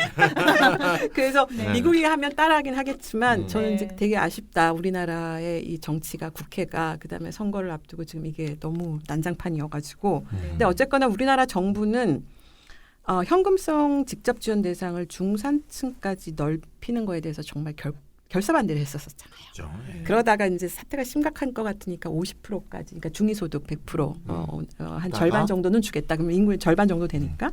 그러다가 이제 입장을 또 번복해서 소득 상위 30%를 제외한 가구에게 이제 돈을 지급을 하겠다 이제 이렇게 입장을 내렸는데 오늘 우리 찬희쌤 방송 앞에서 얘기했던 것처럼 지금 여당까지도 전 국민 지급을 촉구한 상태에 와 있는 거죠. 근데 그러니까 저는 뭐냐면은 이게 정부가 완전히 웃음꼴이 된 거예요. 왜냐하면은 몇번 바꿨어 입장을. 아니 애초에 아예 무시해버리는 거예요. 무시해버릴 아니 애초에 그냥 세게 나가지. 아니 그러니까 정부는 바보를 만들어 버린 거잖아요. 지금 청와대와 정부를 바보를 만든 게 야당과 여당이 정부는 지금 70% 한다고 해서 지금 뭐 지난 한 1, 2주 동안에 기준 어떻게 만들까 지금 지지급 뽑고 머리 쥐어 뜯으면서 지금 그거 만드느라고 난리를 쳤었잖아요. 정부는 정부의 온갖 역량을 거기다 투입해가지고 소득 기준을 뭐 정당하게 하네, 뭐 재산 소득을 넣네 마네, 뭐 이 난리를 피우면서 정부는 이 짓을 하고 있는 동안에 너희들을 엿먹어라 이러면서 여당과 야당의 당 대표가 그냥 우리 전 국민한테 줍시다 합의를 해버린 거예요. 와 이런 상황에서 진짜 정부가 어떻게 반응할지는 잘 모르겠어요. 저는 역으로 정부의 무능도 드러난 것 같은데요. 오히려 애초에 전 국민 지급하겠다라고 딱 나와 버렸으면은 모르겠는데 이게 뭐 등 떠밀려가지고 된 것처럼 정부가 아직 동의 안 했습니다. 그러니까. 착각하시면 안 돼요. 동의하면 또 난리 나죠. 아니 동의 안 하면 또. 근데 하여튼 정부 입장에서는 이게 정부를 무시하고, 그러니까 정부와 청와대를 무시하고 여와 야가 선거를 앞두고 정말 어떻게 보면은 어쨌든 뭐 의기투합을 한 거잖아요. 정부는 이제 우습게 본 거고, 근데 이런 상태에서 정부가 어떻게 반응할지 좀 두고 봐야 될 것 같기는 하는데 어쨌건 정부는 뭐 무능하다는 걸 입증이 됐고, 그다음에 더 웃음꼴까지 당한 그런 거네요. 뭐라고 봐야죠. 저는 웃음꼴을 당해도 좋으니까 빨리 죽이면 했으면 좋겠습니다. 이 현금 지원 관련해 가지고 사실 저는 워딩도 되게 중요한 것 같아요. 이걸 어떻게 부를 것이냐. 뭐 이 현금 지급 관련해 가지고 누구는 재난지원금이라고도 하고 또 긴급 재난지원금이라고도 하고요. 또 재난 기본소득이라고 부르기도 하잖아요. 저는 이제 기본소득이라는 부분이 붙어서 참 좋기는 한데 알파조님 생각은 어떠세요? 뭐 저는 일단 뭐 사람마다 이걸 기본소득이라고 불러야 된다 안 된다 뭐 의견이 다를 수는 있다고 생각을 하는데 제 개인적인 생각을 말씀을 드리면은 저는 기본소득이라고 보기는 어렵지 않느냐라는 게 제 개인적인 생각입니다. 근데 제가 이렇게 보니까 우리나라뿐만 아니라 전 세계 이제 기본소득 운동 진영이 있잖아요. 여기서 이제 이 미국이 주는 돈을 기본소득이라고 주장을 하고 있는 거예요. 그래 보면 왜 그러냐 보면 뭐 이해는 할 것 같아요. 그러니까 기본소득이라는 개념이 워낙 이렇게 사람들한테 이렇게 생소하고 알려지지 않았었기 때문에 이번에 이런 게 기본소득이에요라고 알릴 수 있는 이런 그렇죠. 좋은 기회인 거는 분명하고 이걸 정치적으로 뭐 잘 활용을 하려는 그런 의도가 있다라는 점은 제가 충분히 이해를 해요. 그리고 그럴 필요 분명히 있다라고 저도 동의는 하는데 용어를 놓고 논쟁을 벌이는 게 지금 당장의 큰 의미도 사실은 없기 때문에 이렇게 불러도 상관없고 저렇게 불러도 상관은 없는데 그럼에도 불구하고 미국이 주는 지금 현재 그 1인당 성인 1인당 그 $1,200 그다음에 어린아이는 $500인데 이걸 놓고 이걸 기본소득이라고 부를 수 있느냐? 그건 곤란하죠. 그거는 뭐 정기성이 없어서 그런 거예요? 아니라고 생각을 하는데 정부 주는 것도 아니죠 사실. 그러니까 일단 정기성하고 보편성을 충족하지 못하기 때문인데요. 일단 긴급 재난 상황이라고 하는 조건적인 일회성이잖아요. 그러니까 이런 상황이 아니면 안 줘도 된다라는 뜻이거든요. 이걸 그래서 너무 과도하게 해석하면 안 된다. 그러니까 재난 상황이기 때문에 모든 사람들한테 부자 뭐 가난한 사람 안 가리고 모든 사람들한테 다 닥치고 있다라고 해가지고 그런 조건에서 이 돈을 줄 수 있다라는 말은 다시 뒤집으면 이런 조건이 아니면 안 줘도 된다라는 뜻이에요. 이제 그런 의미에서 일단 이런 조건적 일회성이라는 점이 있고 그다음에 미국이든 한국이든 일단 우리나라 중앙 정부가 아직 모든 사람한테 주겠다 얘기는 안 했기 때문에 고소득층은 일단 배제를 했습니다. 미국은 배제했잖아요. 그러니까 일단 모든 사람한테 n분의 1이라고 하는 이 기본소득의 기본 요건도 충족하지 못하기 때문에 그리고 이 점에서 보면은 앞서 얘기했던 대만의 소비 바우처 있잖아요. 이것보다 훨씬 더 후퇴한 거잖아요. 당시에 이 소비 바우처를 누가 기본소득이라고 불렀습니까? 아무도 기본소득이라고 부르지는 않았는데 그래서 경제 위기 시에 이런 소비 수요를 부양하기 위해서 전 국민을 대상으로 현금성의 직접 지원금은 늘 있었다. 과거에도. 새로운 정책은 절대 아니다. 그래서 과거에 무상의 현금 지원을 기본소득이라고 부르지 않았던 것처럼 지원 대상을 선별하지 않은 이런 것까지도 나중에 다 기본소득이라고 하면 이게 기본소득의 원래적인 취지가 무엇이었는지에 대해서 저는 약간 다시 질문을 하지 않을 수가 없다. 네네. 그래서 그러면은 이재명 경기도지사가 굉장히 가장 열성적으로 이제 기본소득, 재난 기본소득을 지지하고 그리고 있는데 요즘요 우스갯소리로 그런 얘기하고 있어요. 다음 지방선거 때 이재명을 자기 지자체장으로 모셔오는 어떤 그런 싸움이 일어날 것 같다. 뭐 이런 얘기하는 사람들도 있어요. 이번에 인기가 많아져가지고. 어쨌건 모든 사람들한테 다 그 돈을 주면 이게 다 기본소득인 거냐에 대해서는 좀 한번 진지하게 고민을 해볼 필요가 있고 그게 그러다 보니까 지금 이재명 지사가 너무 나서서 이걸 재난 기본소득으로 막 선전을 하니까 이게 오히려 정치적 선전 수단으로 이제 이용되는 거 아닌가. 오히려 내용이 원래 기본소득을 이게 필요하다고 했던 취지하고는 많이 거리가 좀 멀어진 상태에서 오히려 모든 게 그냥 사람들한테 다 구분하지 않고 선별하지 않고 그러니까 다 나눠주면 이게 기본소득이냐 이제 이런 내용이 오히려 형용화되는 느낌이 약간 드는 건 사실이에요. 저는. 알파저님의 의견에 대해서 입장에 대해서 저도 잘 알고 있고요. 저는 이제 기본소득 한국네트워크 운영위원이기도 하고 경기도 기본소득위원회 위원이기도 하니까 거기서 논의됐던 얘기를 잠깐 전하면 말이죠. 저희도 이제 처음에 이게 얘기가 될 때 저희 BIKN 기본소득 한국네트워크에서도 논쟁이 있었어요. 이게 지금 알파저님 얘기가 100% 맞죠. 개념적 이론적으로 보면 이건 기본소득은 아니거든요. 기본소득에 흔히 5대 원칙이라는 게 있잖아요. 보편성, 무조건성, 개별성, 현금성, 정기성. 지금 황교안의 입장처럼 모든 개인에게 50만 원을 준다고 할 때 4개는 충족이 돼요. 개별성, 보편성, 무조건성, 현금성. 근데 어쨌건 정기성이 보장이 안 되죠. 그러니까 어쨌든 기본소득의 5대 원칙 중에 다 충족되는 건 아니거든요. 그 재난의 일시 상황이란 말을 이제 강조하셨잖아요. 그러니까 개념적으로 보면 분명히 기본소득이 아니죠. 그러니까 이걸 기본소득이라고 하면 안 된다고 하시는 분과 운영위원들 중에서도 하지만 이게 기본소득 운동에서 기본소득이라는 용어 자체도 크게 넓히는 데 큰 도움이 되는 상황이고 여러 가지 관점에서 기본소득의 말을 쓰는 게 좋겠다. 이게 이제 논쟁이 됐는데 제 개인 입장은 기본소득을 쓰는 게 좋다는 생각인데 왜냐하면 현장에서 제가 이제 직접 경험을 해보니까 저 외국은 잘 모르겠고요. 한국에서는 이 전 국민에게 보편적 무조건적으로 현금을 지급하는 게 굉장히 낯선 상황이다. 엄청 낯설죠. 한국에서는 무조건적 보편적 현금 지급은 아동수당밖에 없어요. 왜냐하면 기초연금, 기초노령연금도 하위 70%만 주잖아요. 그러니까 아동수당 말고는 극히 아주 드문 일이기 때문에 저희는 정기성에서는 문제점이 있다 하더라도 보편적 무조건적 지급에는 기본소득이라 말을 붙여서 보편적 무조건적 지급이라는 사상을 좀 널리 퍼뜨려보자.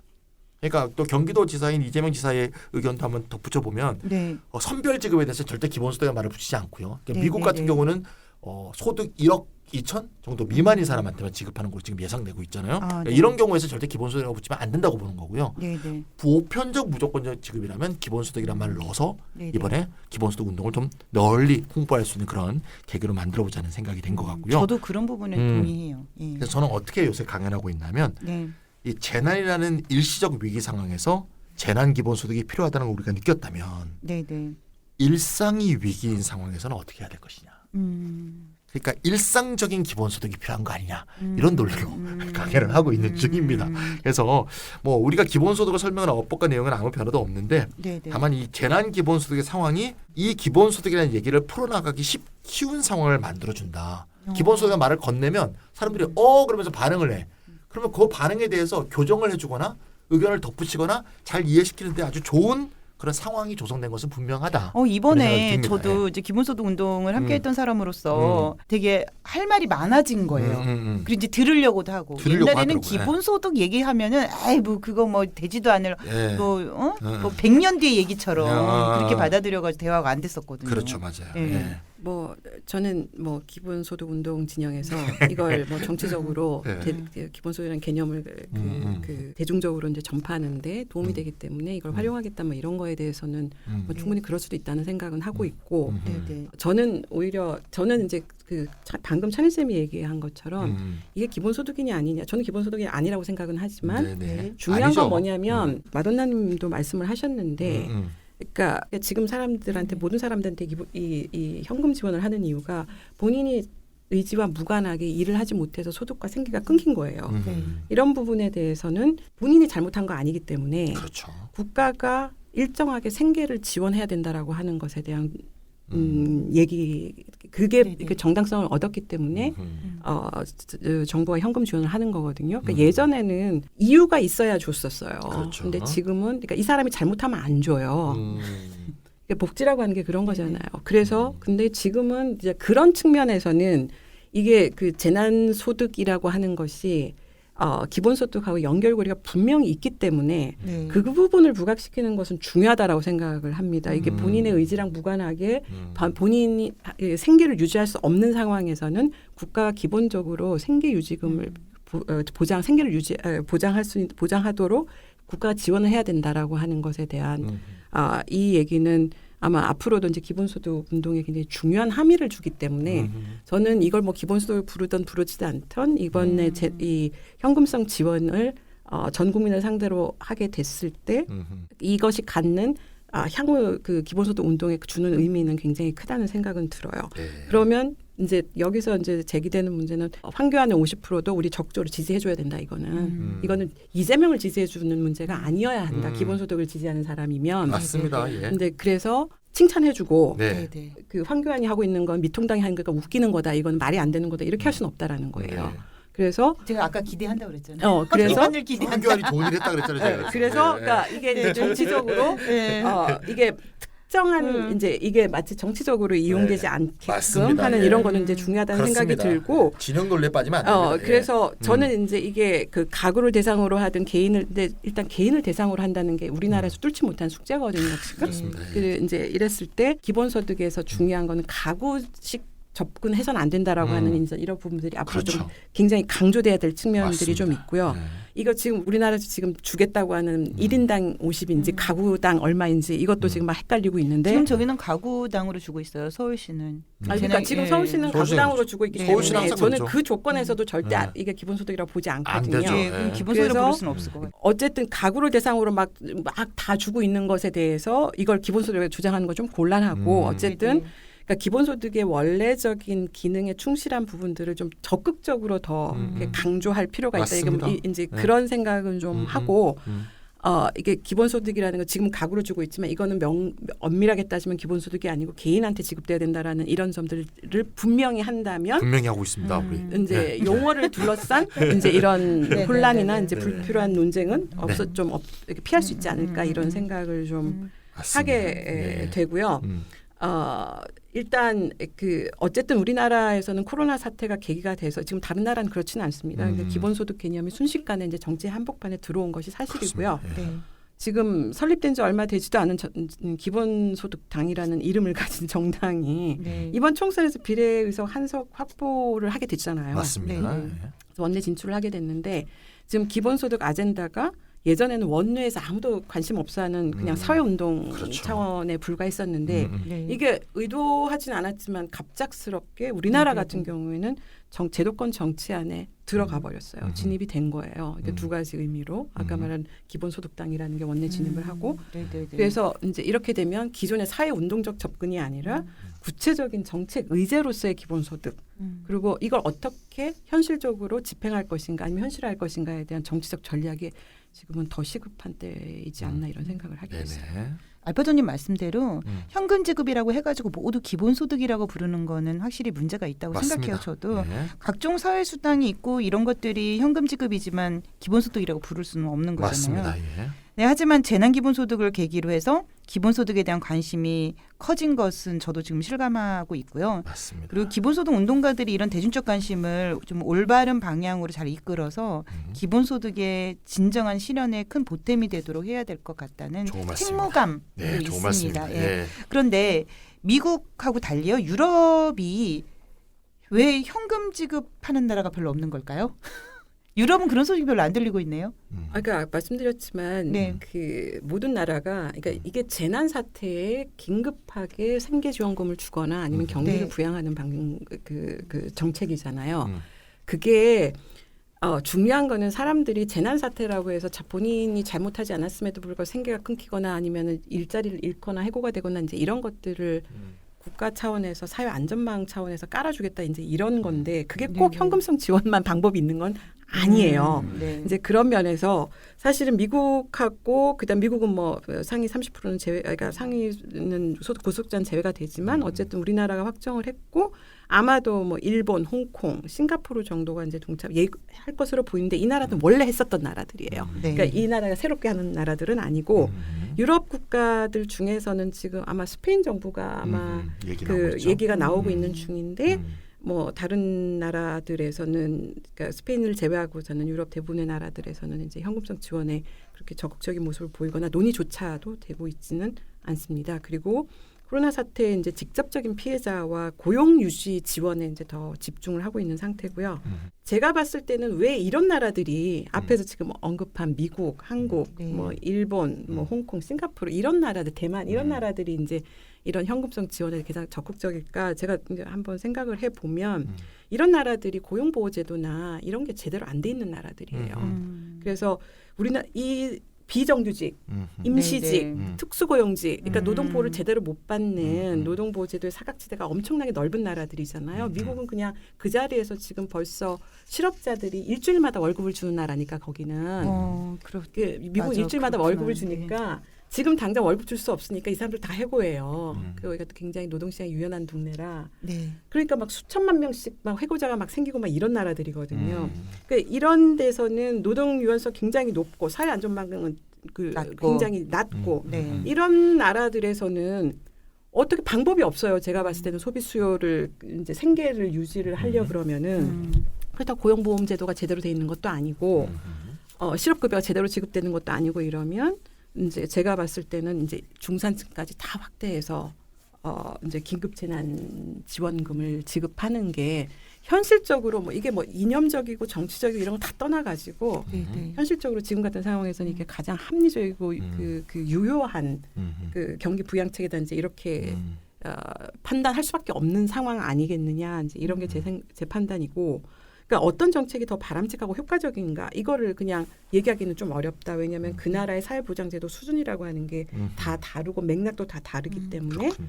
그래서 다만 긴급 그 재난지원금의 1차적인 목적을 무엇으로 보느냐에 따라서 그 정책 수단을 결정하고 구체적인 설계도 달라진다. 그렇겠죠. 네. 이제라고 생각이 들어서 그러니까 만약에 재난 구제용이 1차적인 목적이다. 그러면 경기 부양 효과는 부차적이에요. 그렇게 되면 정책적인 접근 방식이 달리 결정돼야 된다라고 저는 생각을 하거든요. 알바주님 말씀 들으니까 이해가 되네요. 사회보장제도가 잘 되어 있는 유럽일수록 뭐 긴급한 현금 지급의 필요성이 상대적으로 낮다고 볼 수 그럼요. 있습니다. 당연하죠. 그러면 마지막으로 오늘 방송 처음에 얘기했었던 내용 있잖아요. 수혜 자격과 소득 기준 선별을 둘러싼 혼란 이런 것들에 대해서 좀 얘기를 해봤으면 좋겠는데요. 지금 아까 무능한 정부가 그대로 드러났다라고 알파주님이 말씀하셨는데 몇 달 전부터 지금 계속 헤매고 있는 거예요. 좀 헤매고 있죠. 아직도 계속 헤매고 헤매고 있죠. 있죠. 빨리 받아야 되는데 어쩌죠? 지금 세부적 방안이 안 나오고 있는데 네. 지금 정부가 좀 나쁜 안을 택하지 말라는 걸 좀 압력을 가한다는 의미에서 네. 한번 정리하고 넘어가는 게 좋을 것 같아요. 가장 네. 큰 문제가 두 개죠. 우리가 알다시피 하위 70%까지 선별 지원하겠다. 70%를 하위라고 이걸 표현하는지 도대체 모르겠어요. 언제 알아내겠다는 거. 이거 1년도 더 걸려요. 선별하는데. 그러니까 이거 네. 언제 하겠다는 거죠? 그다음 두 번째 아까 알파주님이 네. 자꾸 얘기했죠. 가구 중심으로 잡고 네. 1인 가구 몇만 원, 2인 가구 얼마나 이렇게 네. 골치 이런 아픕니다. 이두 개가 이것도 가장 절대 큰 계산 문제고요. 못합니다. 네. 요거에 대해서 이제 지적지를 우리가 하고 넘어가야겠다. 네. 첫 번째, 문재인 대통령이 왜 긴급재난지원금을 주느냐 이렇게 말했어요. 코로나19로 인해서 모든 국민이 고통을 받았고 모든 국민이 함께 방역에 참여했고 모든 국민이 고통과 노력에 대해서 보상받을 자격이 있다. 모든이 세 번 나왔잖아요 지금. 네. 근데 왜 상위 30%는 제외하는 거야? 그러니까요. 그러니까 대번에 말이 이런 안 얘기 되죠. 나오잖아. 평소에 우리가 세금 다 내고 상위 30%가 세금 내는 사람들이거든요. 네네. 세금 다 내고 국가를 위해서 이렇게 봉사했는데 막상 국가에 지원을 받을 때 우리 빼먹어?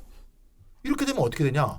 우리 세금 내기 싫어지는 거죠. 그렇죠. 이거는 감세 논리에 보탬을 주는 조치라는 거예요, 정부가. 이런 짓을 하면 안 되죠. 이건 복지국가를 자꾸 먼 미래로 만드는 네네. 아주 잘못된 정책이거든요. 이건 절대 하면 안 된다.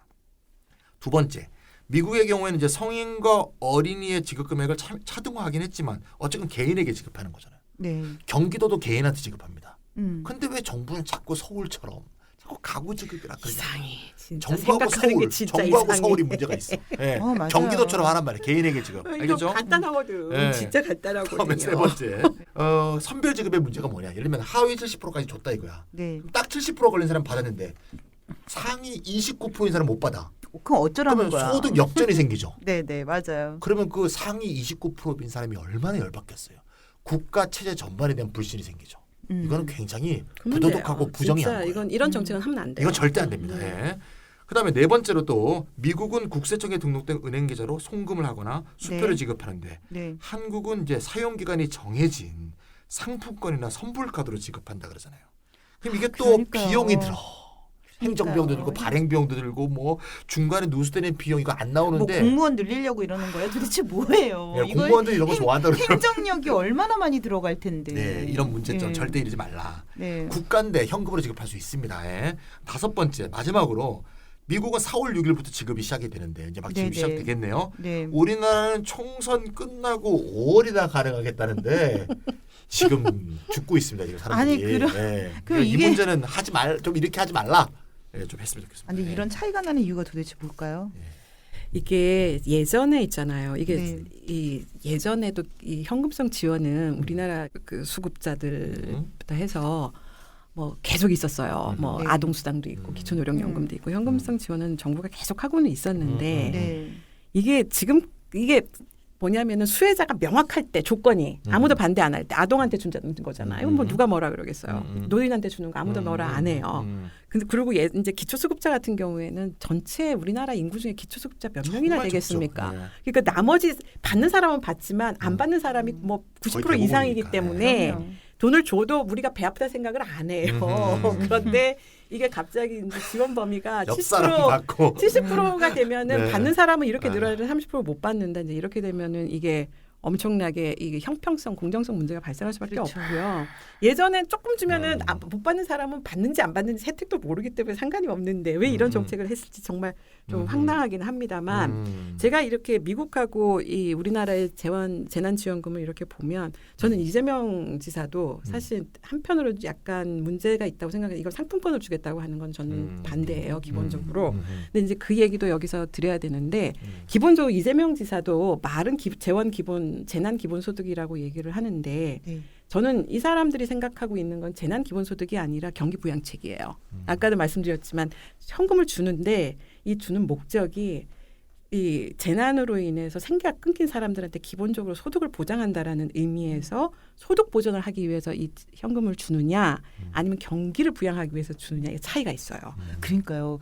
참 재미난 건 뭐냐면은 사실 받는 입장에서는 현금을 주는 게 더 좋잖아요. 그러면. 내가 쓰고 싶은데 쓰고 혹여 저축할 수 있으면 조금이라도 저축할 수도 있는 그러면. 현금이 좋잖아요. 받는 네. 입장에서는. 소득이면 그래요. 그런데 받는 사람 입장임에도 불구하고 이성적으로 설득할 때는 현금을 주는 것보다 많은 사람들이 이 경기부양책인 상품권을 주는 것을 선호하더라고요. 뭐 그거는 잘 나는 그 감정이입이라는 게 왜 우리 그런 거 있잖아요. 가난한 사람이 선거할 때 부자를 대변하는 국회의원을 뽑는 것처럼 이 돈을 받는 입장에서도 현금이 더 좋은데도 불구하고 감정이입을 나라 경제를 예, 걱정한다. 나라 이거죠? 경제를 걱정하는 거예요. 그 저 되게 희한했어요.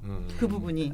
예. 그 뭐 제가 그런 통계가 있나 아니면 여론조사가 있는지 뭐 잘 그건 모르겠는데 없어요. 그냥 제 주변 몇 사람들과 그러니까 그거는 얘기하는 굉장히 특별한 결과예요. 케이스가 네네. 있을 수 있고 저는 모든 사람들이 현금을 더 선호한다고 생각을 하고요. 받아보면 훨씬 선호하죠. 근데 예. 미국에서 재난지원금을 지급하는 거는 목표가 굉장히 분명해요. 이거는 소득 보전용이에요. 네.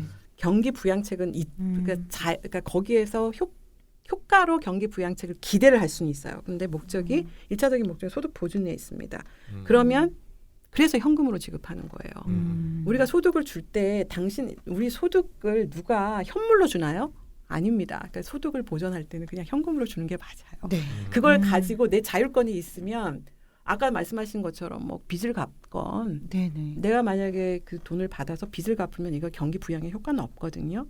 그럼에도 불구하고 미국 정부가 무조건 현금을 주겠다고 한 거잖아요. 그 이유는 소득을 보전하는 게 1차적인 목적이기 때문에 2차적으로 소비 부양은 그 돈 가지고 뭐 사람들이 뭐 하겠어. 결국은 당장 급한 뭐 그 식료품을 사든지 할 거 아니겠어요. 그러니까 그거는 자연스럽게 경기 부양가 따라온다고 생각을 하지 소득 보전이 1차적인 목적이기 때문에 그냥 현금으로 지급한다 이것이고요. 그래서 정부 입장에서는 그 이전 소득을 받아서 빚을 갚든지 저축을 하든지 신경 안 쓰는 거예요. 그건 그 사람들의 몫이에요. 그럼 정부는 기본적으로 소득을 보장해 주는 것이고 얼마나 좋아요. 경기 부양이 만약에 1차적인 목표였으면은 당연히 소비 쿠폰을 주고요. 네네. 상품권을 주고 시한을 정해놓고 소멸하게 만들어야 돼요. 그거는 정책 설계를 할 때 그렇게 해야 해요. 네네. 이제 그러면 우리나라가 지금 그렇게 한 거잖아요. 이재명이 하고 있는 경기도지사가 하겠다고 하는 이게 상품권으로 주고 3개월 동안 유효하고 소멸한다. 안 쓰면 소멸한다. 이거는 경기 부양책으로 현금성 지급을 할 때 소비를 촉진하려고 쓰는 정책을 할 때는 이렇게 설계를 해야 돼요. 그래서 구체적인 정책 설계가 목적에 따라 달라진다는 거예요. 현금으로 지급할 거냐 상품권으로 지급할 거냐 이런 거 다 무시해버리고 이거 다 기본소득이다 이렇게 퉁쳐서 갈 수는 없어요. 제가 봤을 때는. 정책을 제대로 하려고 그러면 그리고 기본소득을 앞으로 구체적인 정책 의제로 한다 그랬을 때는 네네. 거기에 맞는 정책 그 정책 설계가 나와야 된다라는 의미에서 미국의 구체적인 정책 설계를 한번 소개를 해보면은 소득 보전이 필요 없잖아요. 고소득층은 한번 생각해 보세요. 고소득층이 왜 소득 보전이 필요해요? 그러니까 안 주는 거예요. 그래서 그 다음에 그러니까 이게 목표가 경기 부양을 하는데 물론 고소득층한테 돈도 받자 뭐 소비 많이 안 하기도 하겠지만 어쨌든 소득 보전 필요 없는 고소득층은 제외를 했고 소득 역전 현상이 벌어지지 않도록 설계를 했잖아요. 그 소득 한도에서부터 조금씩 높여 나가는 이런 형태로 그래서 형평성을 보장을 했고 행정비용 최소화하고 가장 급한 건 소득 보전은 바로 지금 당장 지급돼야 돼요. 생계가 지금 바로 끊겨 있는데 사람들이 지금 다 록다운 돼가지고 다 일도 못 하고 돈도 못 벌고 있는데 당연히 신속하게 지급해야지 언제 상품권 찍고 이런 거 하고 있겠습니까? 그런데 상품권이나 선물 카드 형태로 지급을 하면 당연히 아까 말씀드린 것처럼 경기 부양이 1차적인 목적이에요. 소득 보전은 사실은 아니에요. 그거는 뭐 말은 그렇게 해도 설계 자체를 경기 부양용으로 한 거예요. 그래서 코로나 사태의 직격탄을 맞아서 소득이 끊기거나 매출이 줄어서 생계가 어려운 직접적인 피해자들을 위해서 이게 무슨 긴급 구제용이라고 보겠습니까? 당장 예를 들어서 전기세도 못 내는 상황에서는 이 사람들 상품권 주는 게 무슨 의미가 있어요? 전기세를 내야지. 전기세 내야 되는 거고 기본 생계를 유지하는 데 필요하려면 소상공인들 매출 올려주라가 아니라 내가 필요한 내 생계의 유지에 필요한 가장 기본적인 것부터 먼저 해결하라고 해서 현금을 주는 게 마땅하다고 저는 생각을 합니다. 그래서 지금 우리나라 정부가 3개월짜리 상품권 주는 거는 사실은 소득 보전이라고 보기는 어려워서 기본소득이라고 부르기 어렵다. 이 점에서도 형평성도 좀 어긋난다 생각하고 아까 말한 뭐 30% 이제 이 소득 역전이 일어나고 이런 것들 때문에 그 다음에 뭐 행정비용 어마무시하게 들죠. 상품권 발행하고 엄청난 중간에 누수 비용 많아요. 그러면은 이런 정책은 돈은 돈대로 쓰는데 칭찬받기 어렵다. 이 70%만 주고 이제 나머지 30% 안 준다라고 했을 때 그다음에 신청서도 써야 돼. 전부는 안 되지만 사실은 정부가 무슨 생각을 했는지 잘 모르겠으나 전부는 줄 수 없지. 근데 가급적 많은 가구에 주면 좋겠지. 그런 생각 말고는 이렇게 세밀한 정책 설계를 고민하지 않았다. 우리가 왜 정부가 이 시기에 현금성 지원을 하는지에 대해서 목표도 정확하게 설정 못했고 거기에 맞춤형으로 정확한 정책 설계도 하지 못했던 것 같다. 근데 우리 이게 그런 고민 안 했다. 이제 그런 거 생각하면 이제 속상한 거죠. 그래서 우리나라에서 사실 코로나 전염병이 급속히 확산되기 시작한 걸 보면 미국, 유럽보다 훨씬 더 앞서서 일어났었어요. 그렇죠. 2월 중순 제 기억하기로는 그때 2월 중순에 이제 막 신천지 이제 신도들로부터 이제 막 퍼지기 시작했었던 건데 사실 그때부터 한 달 반이라는 시간이 흘렀는데도 대응책 준비는 정말 엉성했구나. 라는 비판을 면할 수가 없다. 근데 미국은 지금 막 시작했는데 벌써 이런 정책들이 막 패키지로 쫙 만들어가지고 쫙 발표가 되잖아요. 그리고 집행에 싹 들어가는데 우리나라는 그렇지 못한 거예요. 아직도 뭐 긴가민가하고 이게 어떻게 되는 건지 마는 건지 내가 받는지 안 받는지 모르고 있어요. 지금 솔직히. 이게 왜 이런 일이 벌어질까? 그러니까 시간 부족은 절대 아니지 않겠습니까? 뭐 이런 생각이 제가 들더라고요. 알파조님 얘기 들으니까 진짜 이걸 기본소득을 붙여야 되나 또 고민이 되기 시작했어요. 처음에는 이게 현금성 지원이기 때문에 이게 이번 기회에 기본소득을 널리 알리는 기회가 되겠구나. 현금성 지원이잖아요. 네, 그러니까요. 현금 지원이 현금 지원이 아니고 현금성 지원이잖아요. 근데 이게 소득 보존형이냐 경기 부양책이냐 이렇게 달라요. 놓고 봤을 때 확실히 다르구나. 이번에 확실히 알게 됐고요. 이게 소득 보존형이었으면 참 좋았을 걸 하는 생각이 들고. 자, 그러면 이제 코로나 우리 얘기 쭉 나눠봤지만 이제 앞으로 오리무중이고 이게 완전히 박멸되기도 어려울 것 같고 우리에겐 또 일상이 될 텐데 이번 코로나 팬데믹 이후 세상은 어떻게 달라질 것 같으세요? 많이 달라. 아까 뭐 우리가 큰 정부 얘기도 했지만 지금 확실한 건 네네. 이제 큰 정부가 화려하게 귀환을 했고 그동안 네네. 죽었던 것으로 생각했던 케인즈주의도 덩달아 지금 네네. 뭐 다시 마치 이게 우리의 네. 구세주인 것처럼 이제 등장을 하고 있어요. 근데 이게 그 코로나 재난 사태라는 것들 틈타서 들어왔는데 이 방역 국가식의 개입이 과연 계속 지속될 거냐? 저는 그렇다고 생각하지는 않습니다. 언젠가는 다시 우리 민주주의적인 이런 사회로 다시 돌아가야 되지 않겠습니까? 근데 네네네. 과거로 돌아는 가겠지만 그렇다고 해서 자유로운 시장과 경쟁이 곧 정의다. 라고 얘기했던 신자유주의 경제 패러다임으로 다시 돌아가지는 않을 것이다. 그거는 거의 네네. 불가능하다. 그랬으면 좋겠네요. 저는 불가능하다고 생각해요. 네, 왜냐하면은 알겠습니다. 지금 어떤 얘기까지 나오고 있냐면은 네. 주요 전략 산업의 재국유화 방안까지도 지금 논의되고 있는 중입니다. 이제 그 대표적인 사례가 항공산업인데 네. 항공산업은 코로나 팬데믹에 직격탄 맞았죠. 사태가 장기되면 네. 다 파산입니다. 의료도 못 하고 있습니다. 지금 다 파산입니다. 이게 다 국유화 될것 같은데요. 시간 문제예요. 시간 네네. 문제예요. 근데 네. 지금 그 누구도 지금 국경 봉쇄 못 풀잖아요. 네네. 이게 이런 상태에서 지금 유동성 지원을 해가지고 지금 생명을 부지를 하고 있는 건데 이게 언제까지 이렇게 유지할 수 있을지 몰라요. 그래서 재국유화로 항공산업을 지켜야 된다. 이런 얘기가 지금 유럽에서 심심치 않게 나오고 있는 중이고요. 대기 네. 상태는 좋아졌어요. 네. 확실히 그렇더라고요. 좋아졌어요. 예. 그리고 뭐냐면은 그뿐만 아니라 증시가 폭락한 틈을 이용해서 국가 경제적으로 중요한 기업을 해외 투자자가 와서 헐값에 매입할 수 있지 않습니까? 그렇습니다. 네. 이것도 허용하지 않겠다라는 것으로 정책 빗장을 기조가 잠그는 지금 거네요. 정책 기조가 다 바뀌고 있고요. 우리가 세국 정책으로 가는 건가요? 그러니까 예전에는 이제 글로벌 네, 네. 세계화 그렇죠. 개방 이제 이런 네, 네. 건데 지금은 이제 음. 그거 다시 다 되돌리고 있는 중이에요. 근데 이게 일시적이라고 생각하지는 않고요. 지금 어저께 이제 독일 정부가 발표를 했는데 뭐냐면은 자기네들이 이번에 너무 놀란 게 한 장에 500원도 안 하는 이 방역 마스크를 네. 이 유럽 내에서 자체 조달을 못 하고 있다라는 현실을 얘네들이 안 거예요. 그래서 지금 전부 중국하고 아시아에서 지금 수입을 해서 쓰고 있잖아요. 거기다 미국이 세배치기 했잖아요. 근데 지금 그거에 대해서 논란이 많아요. 그거에 대해서 네. 아니란 얘기가 아니란 있어요. 얘기도 지금. 있어요? 네, 그래요? 지금 이제 이거 조사 중이 경찰이 그래요? 조사를 하고 있는데. 오, 네네. 근데 어쨌거나 이제 이게 지금까지는 뭐냐면은 네. 뭐 이런 걸 우리나라에서 만들어 이제 그래. 이런 생각이었는데 네. 지금 이게 완전 재난 사태가 사람의 생명이 왔다 갔다 하는 이런 상황에서 이 방역 물자들을 중국한테 맡겨서 거기에 수입에 의존해서 목만 매달고 있는 네네네. 상황이 된 것에 대해서 얘네들이 활들짝 놀라서 이 방역 물자를 자체 독일 생산, 유럽 생산으로 돌리겠다라고 이제 선언을 한 상태예요.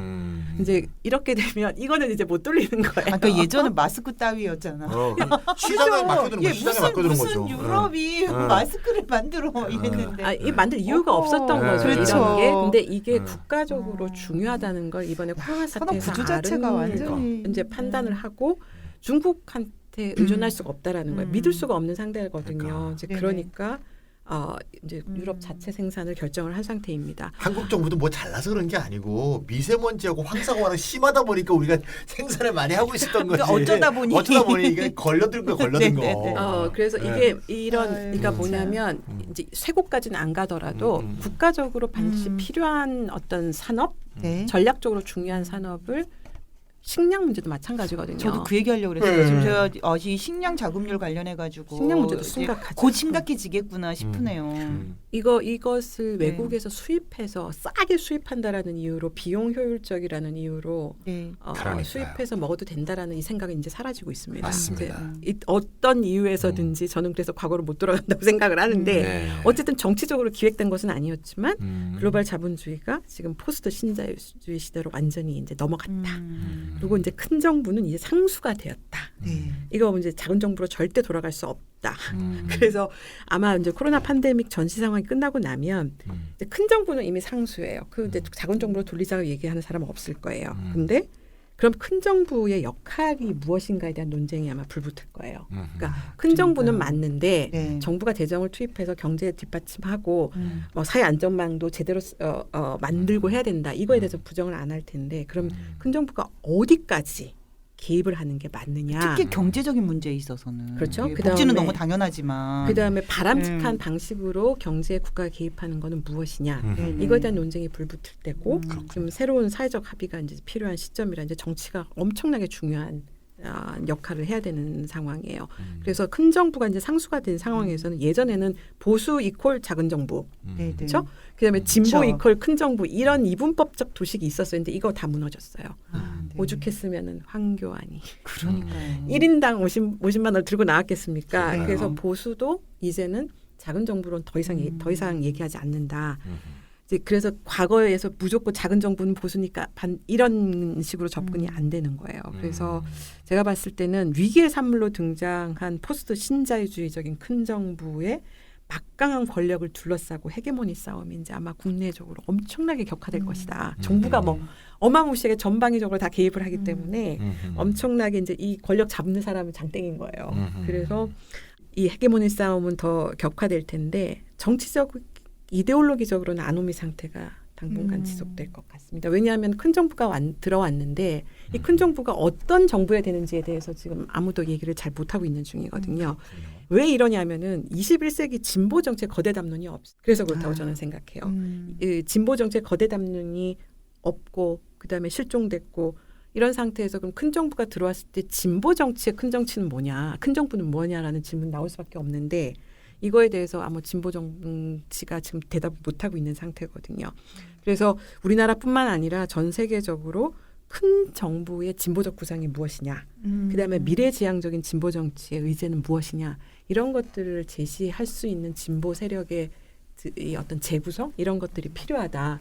제가 갑자기 드는 생각이 이재명 지사가 무슨 얘기를 했냐면 배달의 민족이 네네. 갑자기 이번에 이제 배달 그 수수료를 올리니까 정부가 공공 배달앱을 만들자고 하는 거예요. 그것도 이게 어떻게 생각하면 진보냐? 그것도 어떻게 생각하면 큰 정부인 거잖아요. 당연한 건데 그럼 그런 직접적 것까지 개입을 그러니까 하니까. 정부가 배달앱 그러니까 정부가 모든 걸 다 할 수 있죠 당연히. 그러니까 민간이 할 수 있는 건 정부가 다 할 수 있어요.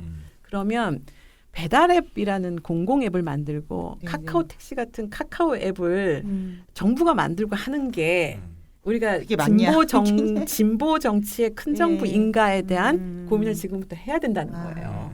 우리가 시장이 올리니까 가격을 올리니까 이건 너희들은 못해. 우리는 더 잘할 수 있어. 해가지고 들어가서 정부가 다 하는 게 맞느냐. 라는 것에 대한 고민을 지금부터 해야 된다. 저는 그건 아니라고 생각하거든요. 제로페이 했잖아요. 우리 네네. 제로페이만 하려고 실패했는데 지금 뭐 서울시가 실패한 게 한두 개입니까? 공공앱 만들어가지고 택시앱도 만들고 뭐도 만들고 제로페이도 만들고 막 했는데 다 실패했어요. 그러면은 그래서 이제 큰 정부 맞다. 돌아온다. 근데 이게 그렇다고 해서 정부가 무조건 다 해야 되냐.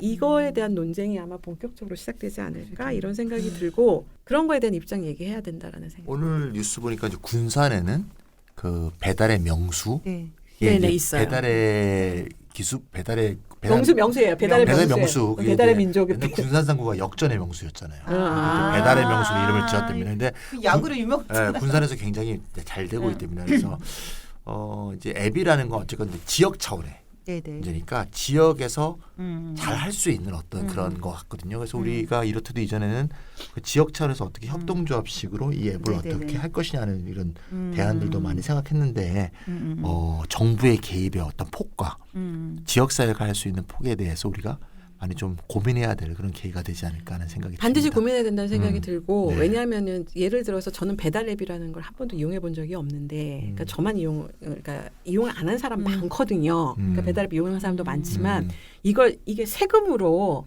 배달 앱을 운영 관리해야 되는데 돈 들어가거든요. 근데 이걸 세금으로 하는 거예요. 우리는 이용자들은 돈을 안 내지만 그러니까 이런 배달 앱도 제로페이도 다 이걸 세금으로 운영을 하게 하는 건데 이게 우리가 세금을 이런 데 쓰는 게 맞느냐라는 거에 대한 질문을 한번 해볼 필요가 있고 이 진보적 입장에서는 그 논쟁의 여지가 많겠죠. 그 세금을 분배하는 데 있어서 이것까지 해야 되냐, 앱까지 만드는 걸로 세금 써야 되냐 이런 또 그런 반발도 많을 것 같고요. 논의는 해볼 필요가 저는 배달 안 하고 전 환경 생각하면 배달 같은 거 줄여야 된다고 생각하는 사람이라 네네네. 안 쓰는데 그런데 내가 낸 세금으로 왜 저런 사람들한테 그러니까 이 배달을 배달 앱 배달 시장을 키워줘야 되느냐 근데 이런 거에 대해서는 좀 우리가 한번 저는 이제 개인적인 생각이 그렇다는 건데 한번 논의는 해볼 필요는 있겠다라는 생각이 우리 저 이렇다 해서 한번 또 이거 한번 구상 한번 해보면 좋을 것 같아요. 뭐 큰 정부가 부활되는 건 확실하고 앞으로 뭐 그게 사라지지는 않을 것 같고 그러면은 건 절대 아닌 거죠. 그러면 진보적인 입장에서 그 큰 정부의 역할이 어디서부터 어디까지여야 되는지에 대한 밑그림을 그리기도 해야 되고 또 그리기 전에 이런 논쟁을 또 붙여보는 것도 또 저희 이렇다의 어떤 사명 같은 거 아닐까 이런 생각이 들어서 알파조님이 알아서 저기 해주실 거죠? 준비해 주실 거죠? 모르겠어요. 어쨌든 네. 한번 그러니까 중요한 이슈들이라고 생각해요. 네, 그렇습니다. 자, 우리 오늘 이렇다 165회는 이것으로 마치도록 하고요. 알파조님 수고하셨고 찬 선생님도 고생하셨습니다. 안녕히 계세요. 감사합니다.